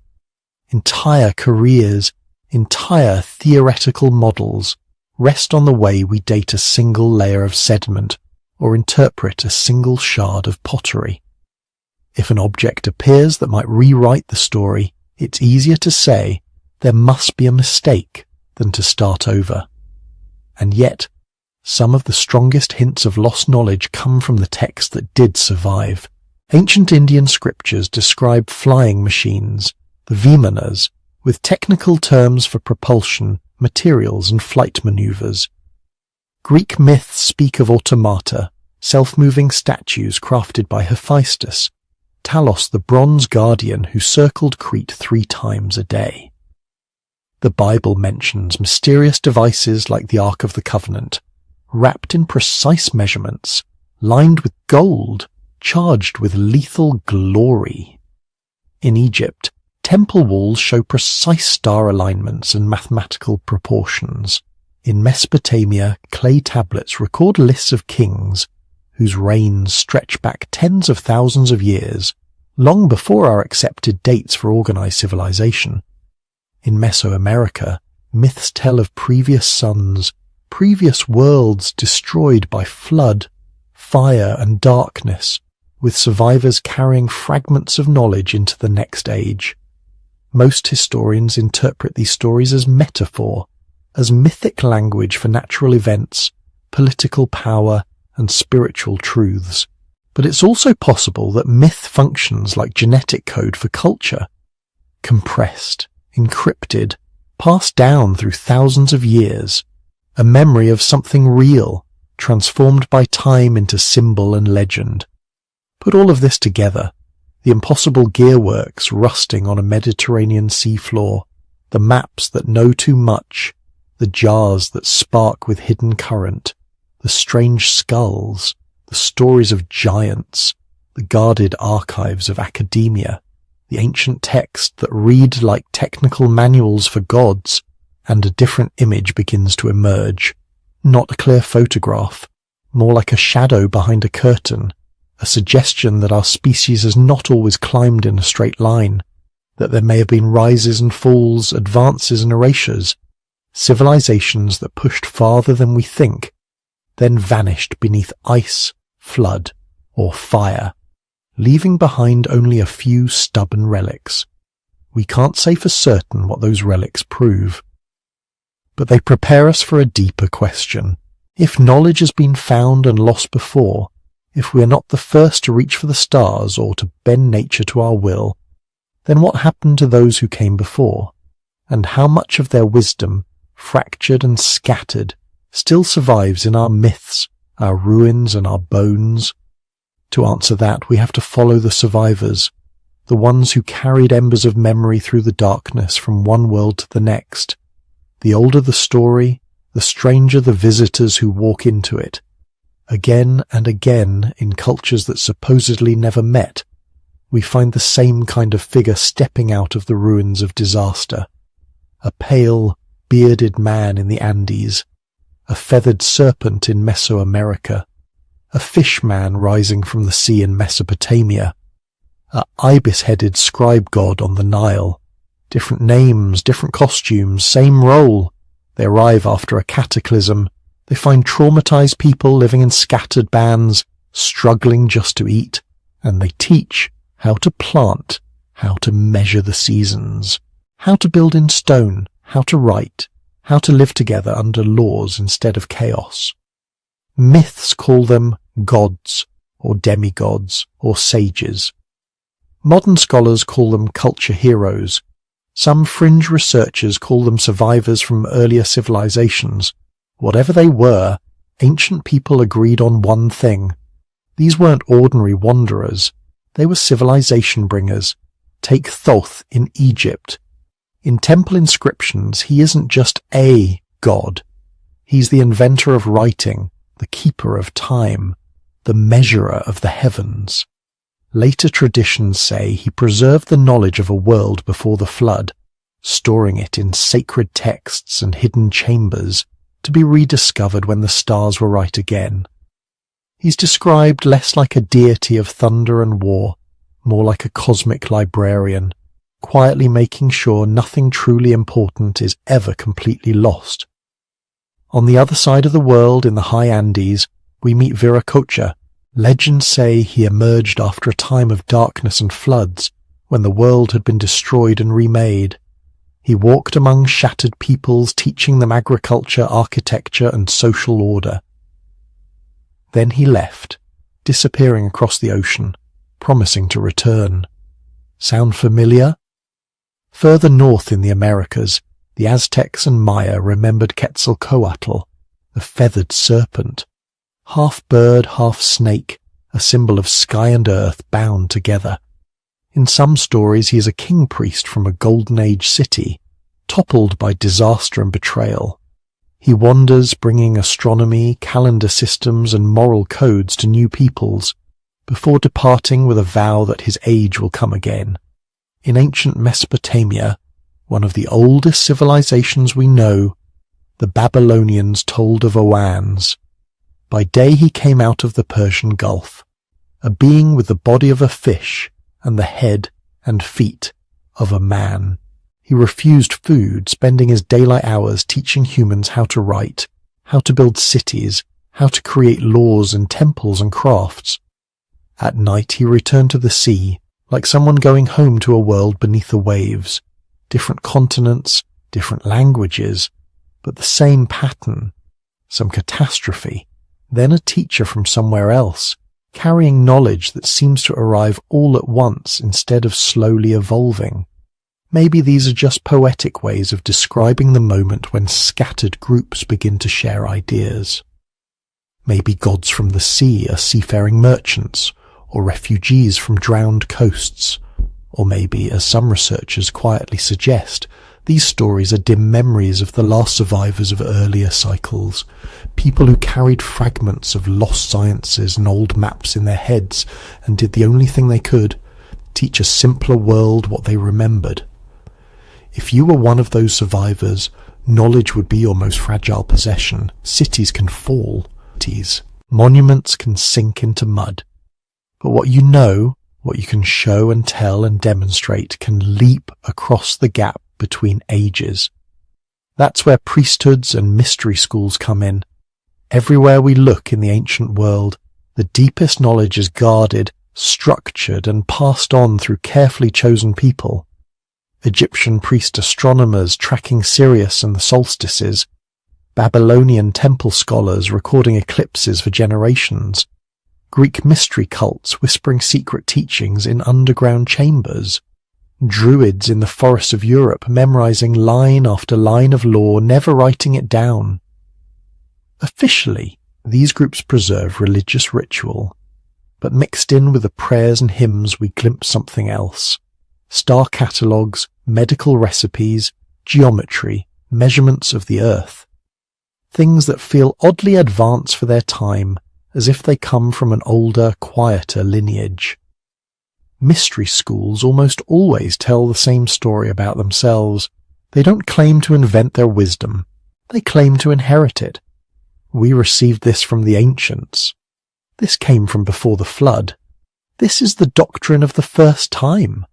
As if they see themselves less as creators, more as custodians, guarding a flame that must not go out between cycles. But how do you hide a message for thousands of years, maybe through multiple disasters, without it being erased or distorted? You don't just write it on paper, you carve it into the world. Across the planet, sacred architecture seems to double as coded information.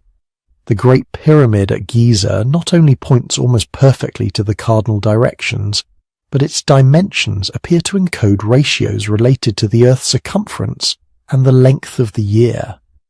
Megalithic sites in Britain and Brittany align with solstices and lunar standstills, as if built to freeze celestial patterns in stone.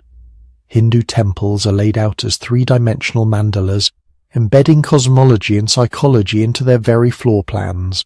Even myths behave like time capsules. On the surface, they're just stories to entertain children around the fire. Underneath, they're dense with numbers, star names, and repeated motifs that look suspiciously like mnemonic devices. Serpents that wind like rivers, or like the Milky Way. Boats that sail across the sky. Trees whose roots and branches connect 9 worlds. They may be doing what our bottleneck ancestors did, hiding practical, observational knowledge inside narratives so memorable that they can survive generations of chaos. Then there are the libraries. If temples and myths are slow-motion archives, institutions like the Library of Alexandria were attempts to gather everything in one place.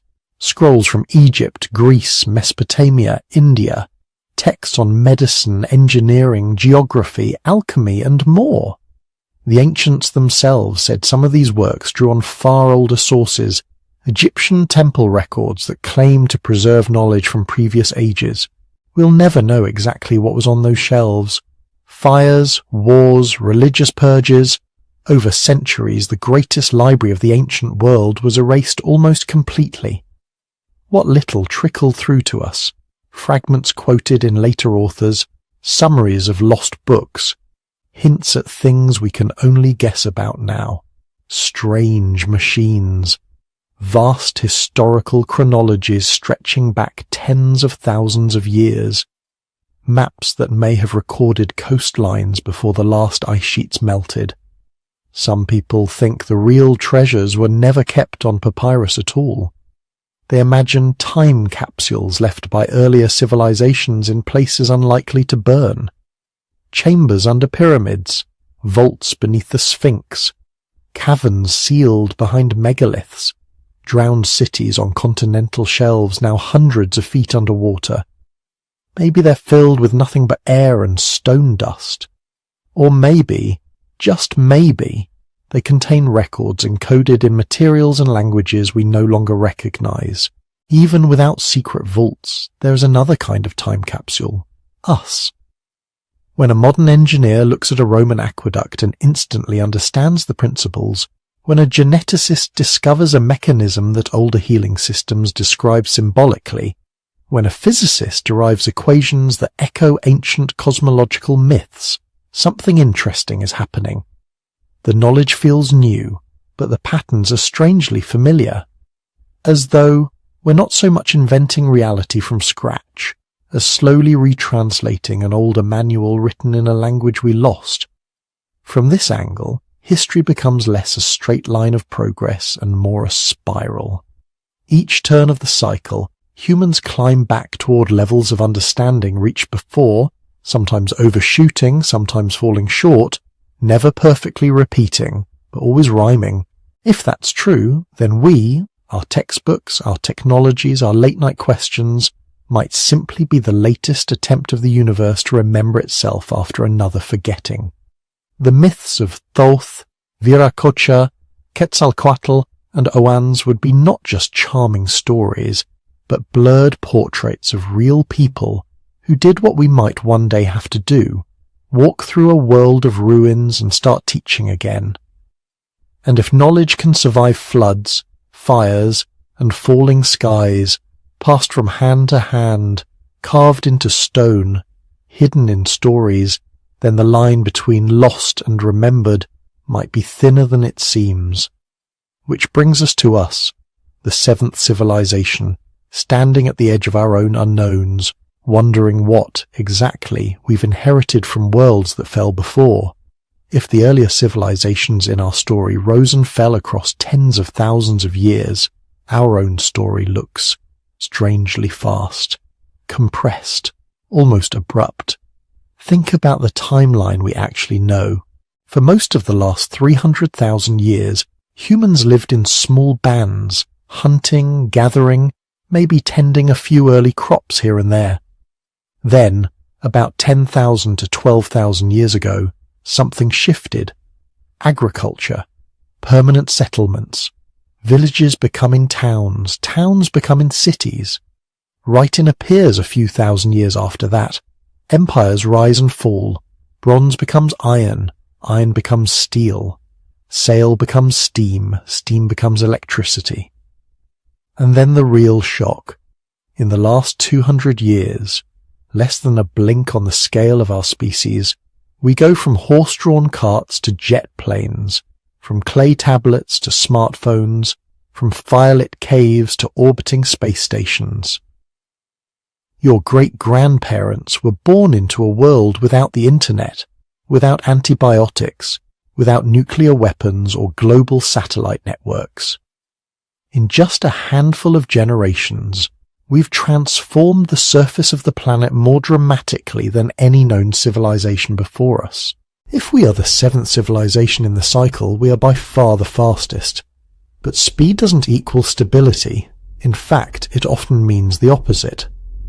Earlier in our story, survival depended on fire, stones and stories, tools you could carry, skills you could demonstrate, knowledge you could repeat out loud around the embers of a shared fire. If a drought came or a volcano erupted, you could move. Your culture was portable. Our civilization is different.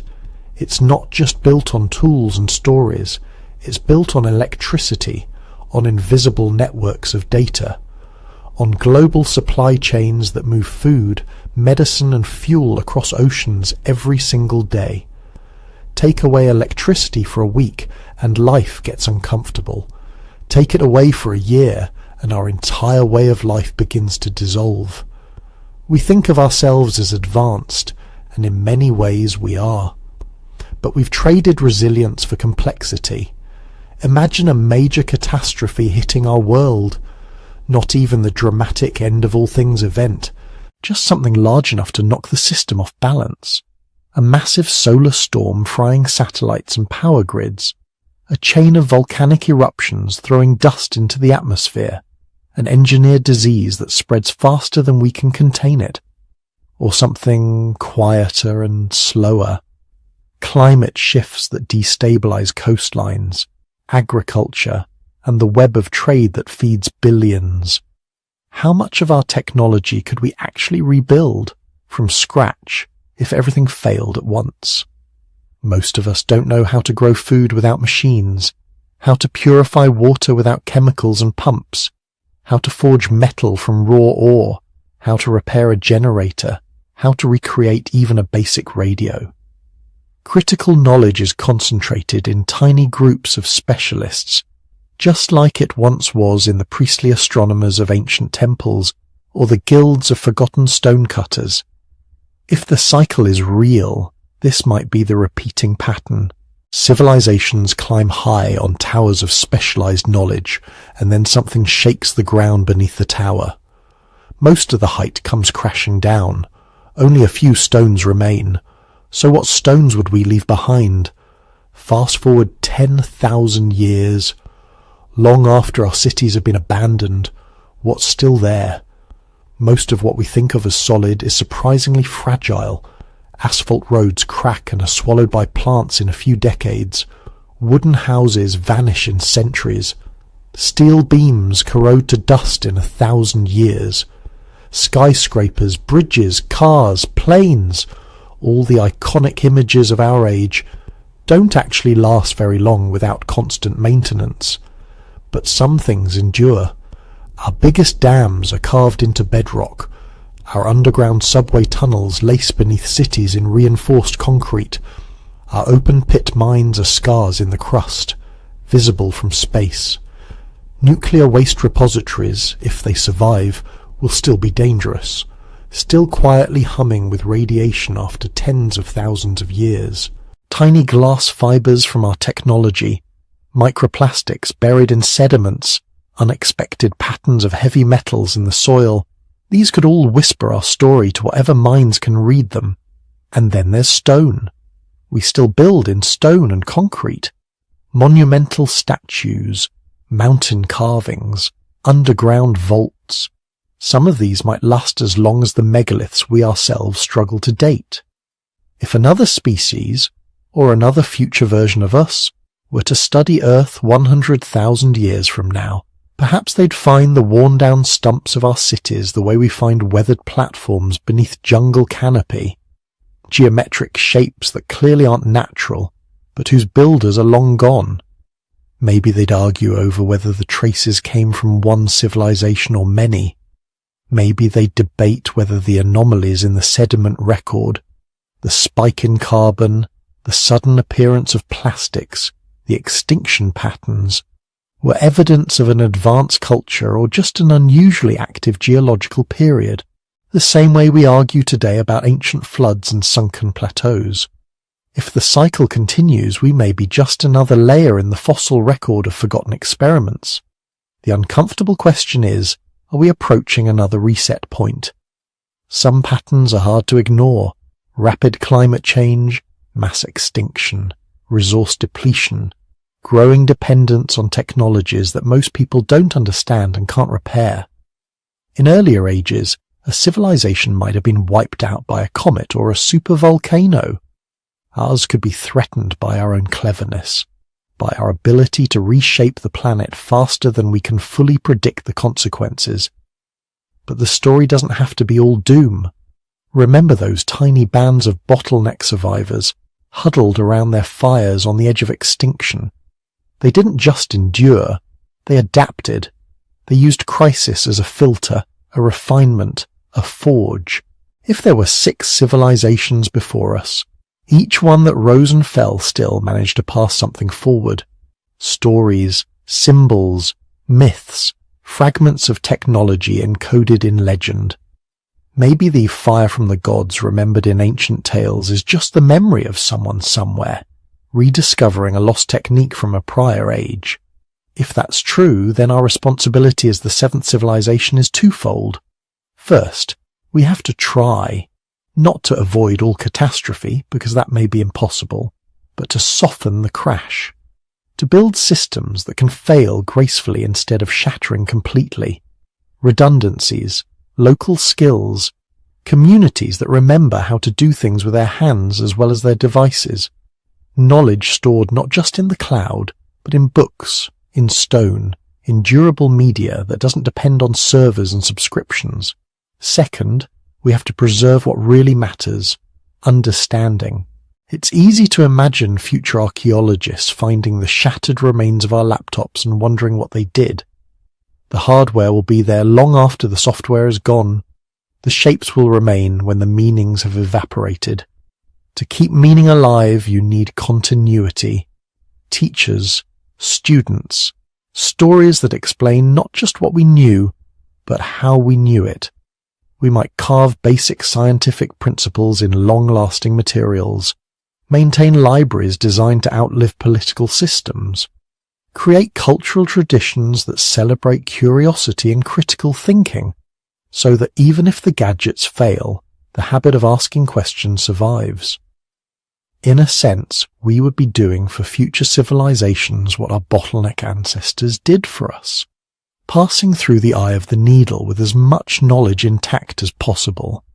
And then there's the deepest question of all: should we try to break the cycle? Maybe the rise and fall of civilizations is not a flaw, but a feature, a way for intelligence to keep reinventing itself, shedding old structures when they become too rigid, too brittle, too self-destructive, each reset clearing the board for a new kind of imagination. Or maybe, with enough self-awareness, a civilization can step out of that pattern.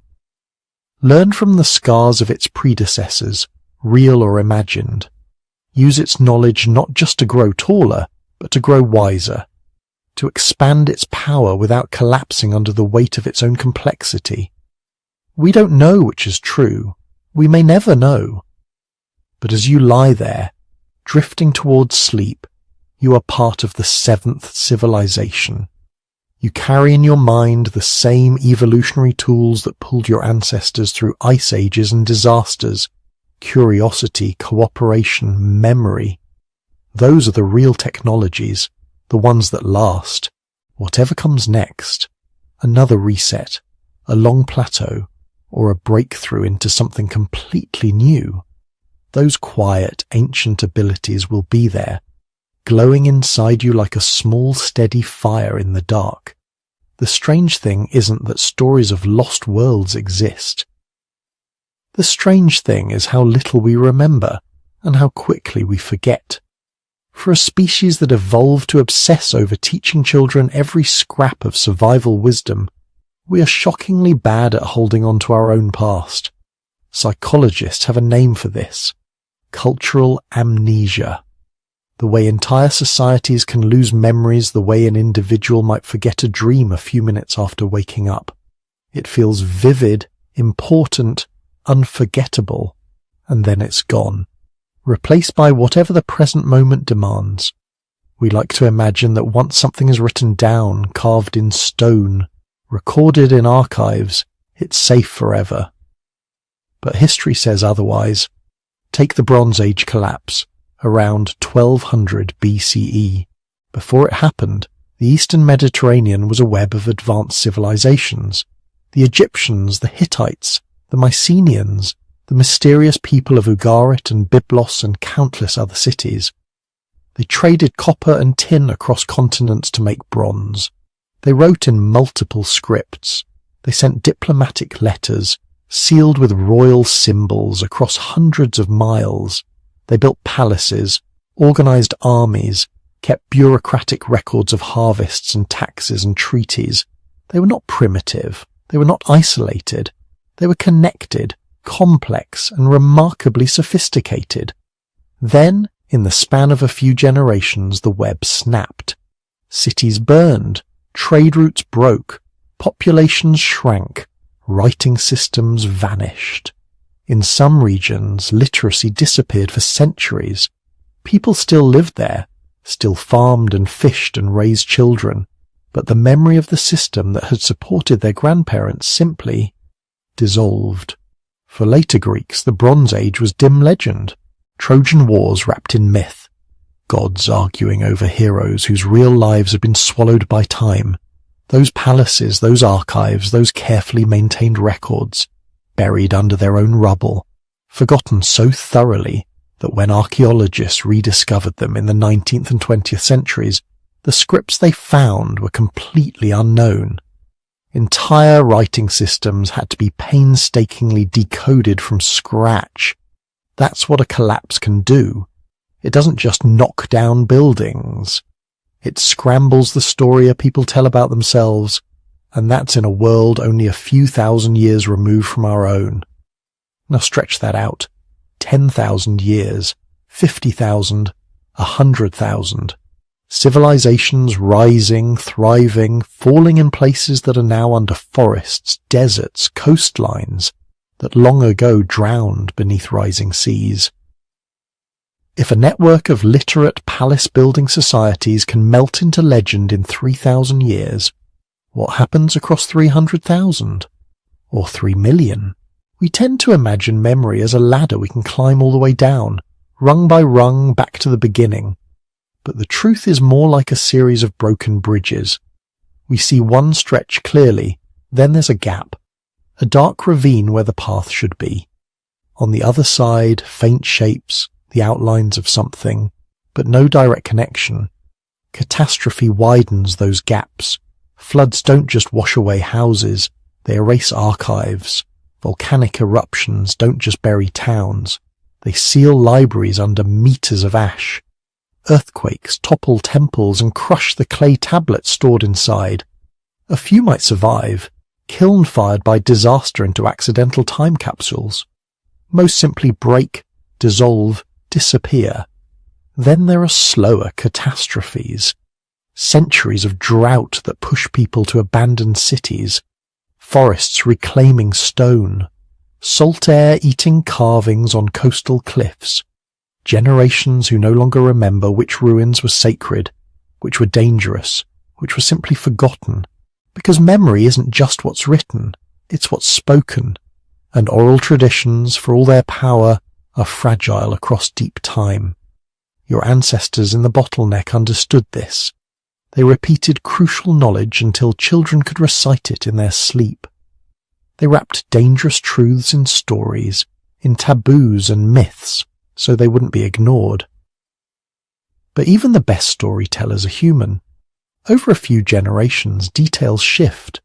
Over a few hundred, characters merge, places move, meanings invert. Over a few thousand, the original event might still be there, buried inside, but covered in layers of metaphor and misunderstanding. A real flood becomes a world flood. A regional war becomes a war of gods. A continent-wide drought becomes an age when the sun was angry and the sky forgot how to rain. If there were civilizations before ours, and if any memory of them survived, it likely travelled through time as myth, whispered by firesides, sung in rituals, told as warnings to children who'd never seen a city but somehow carried stories of towers and great stoneworks and people before our people who angered the heavens. And over longer stretches, another force acts on memory. Not disaster, not erosion. Choice.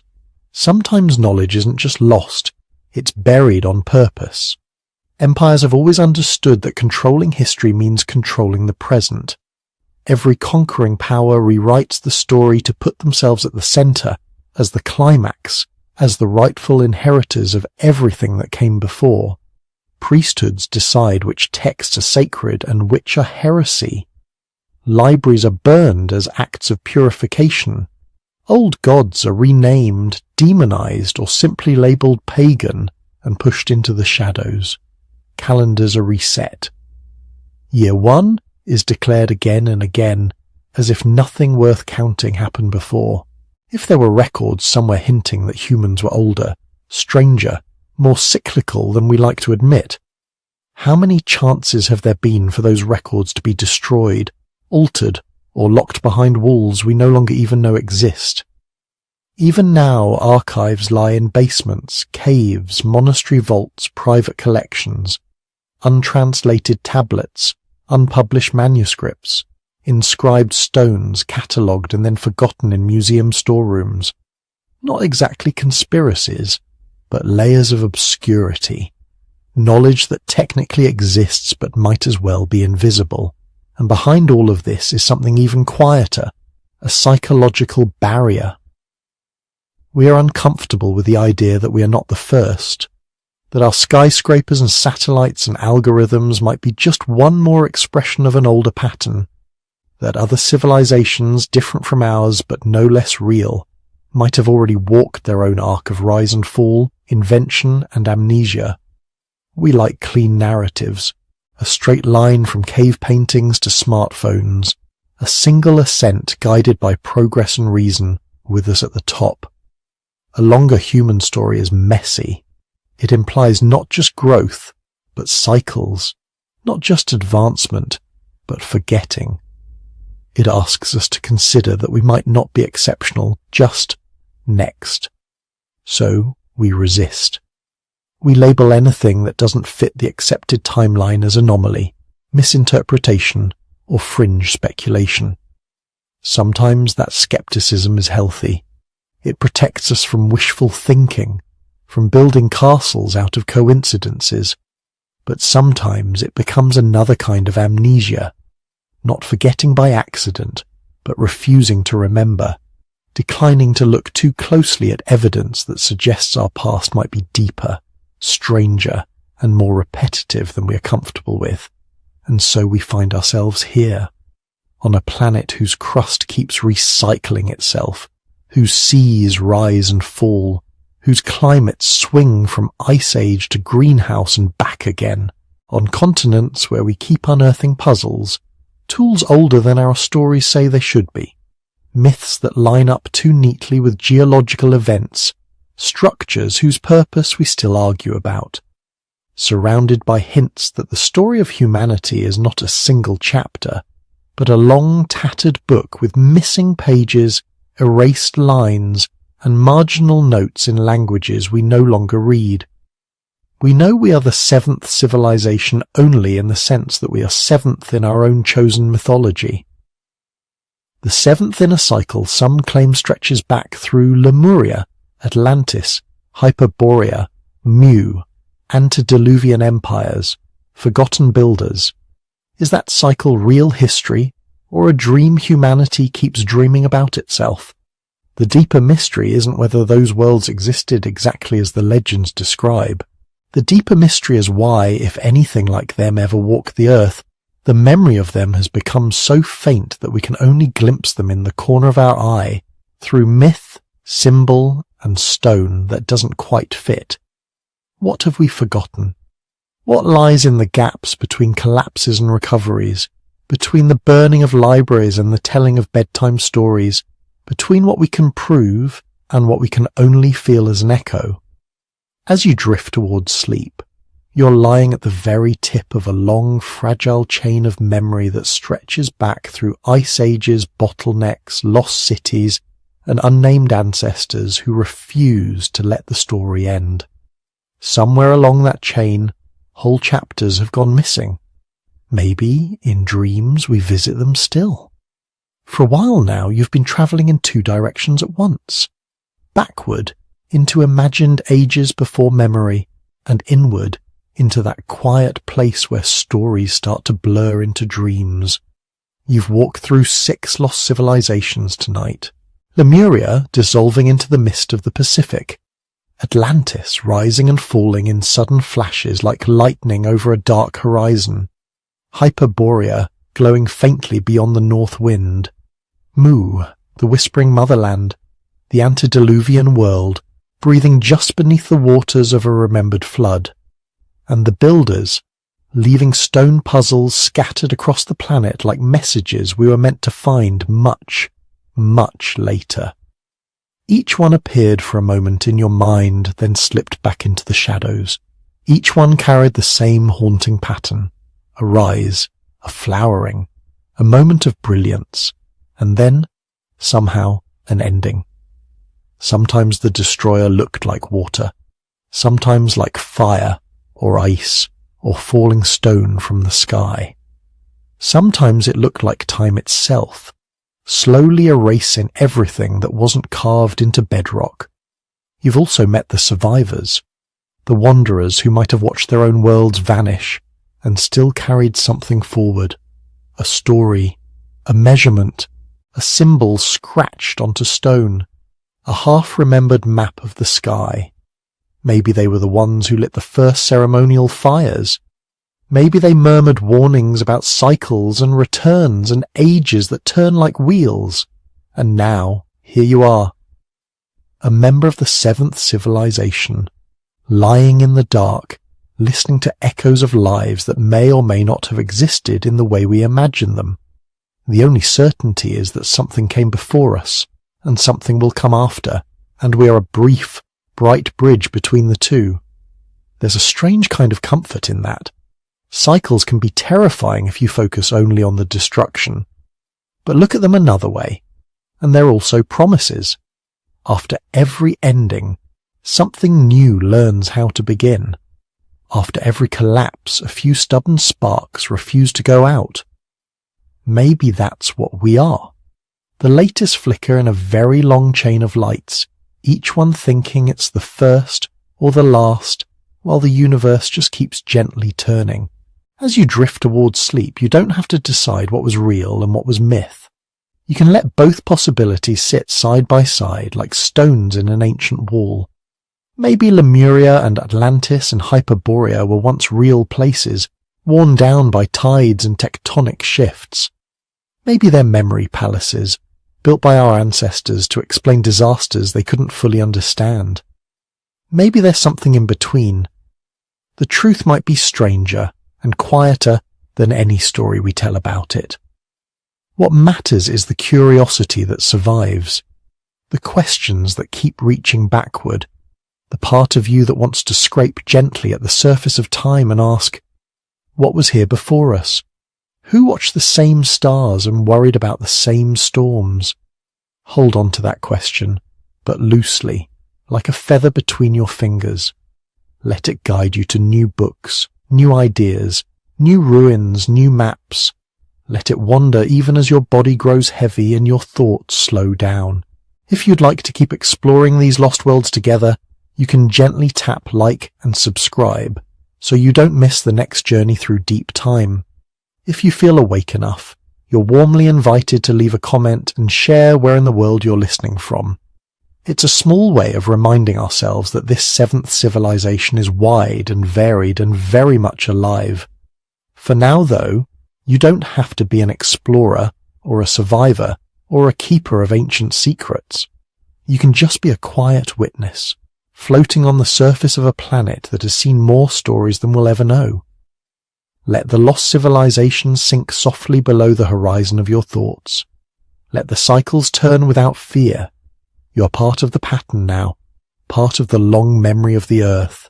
Rest and drift and dream of worlds that came before, and worlds still waiting, somewhere ahead in the dark and patient ocean of time.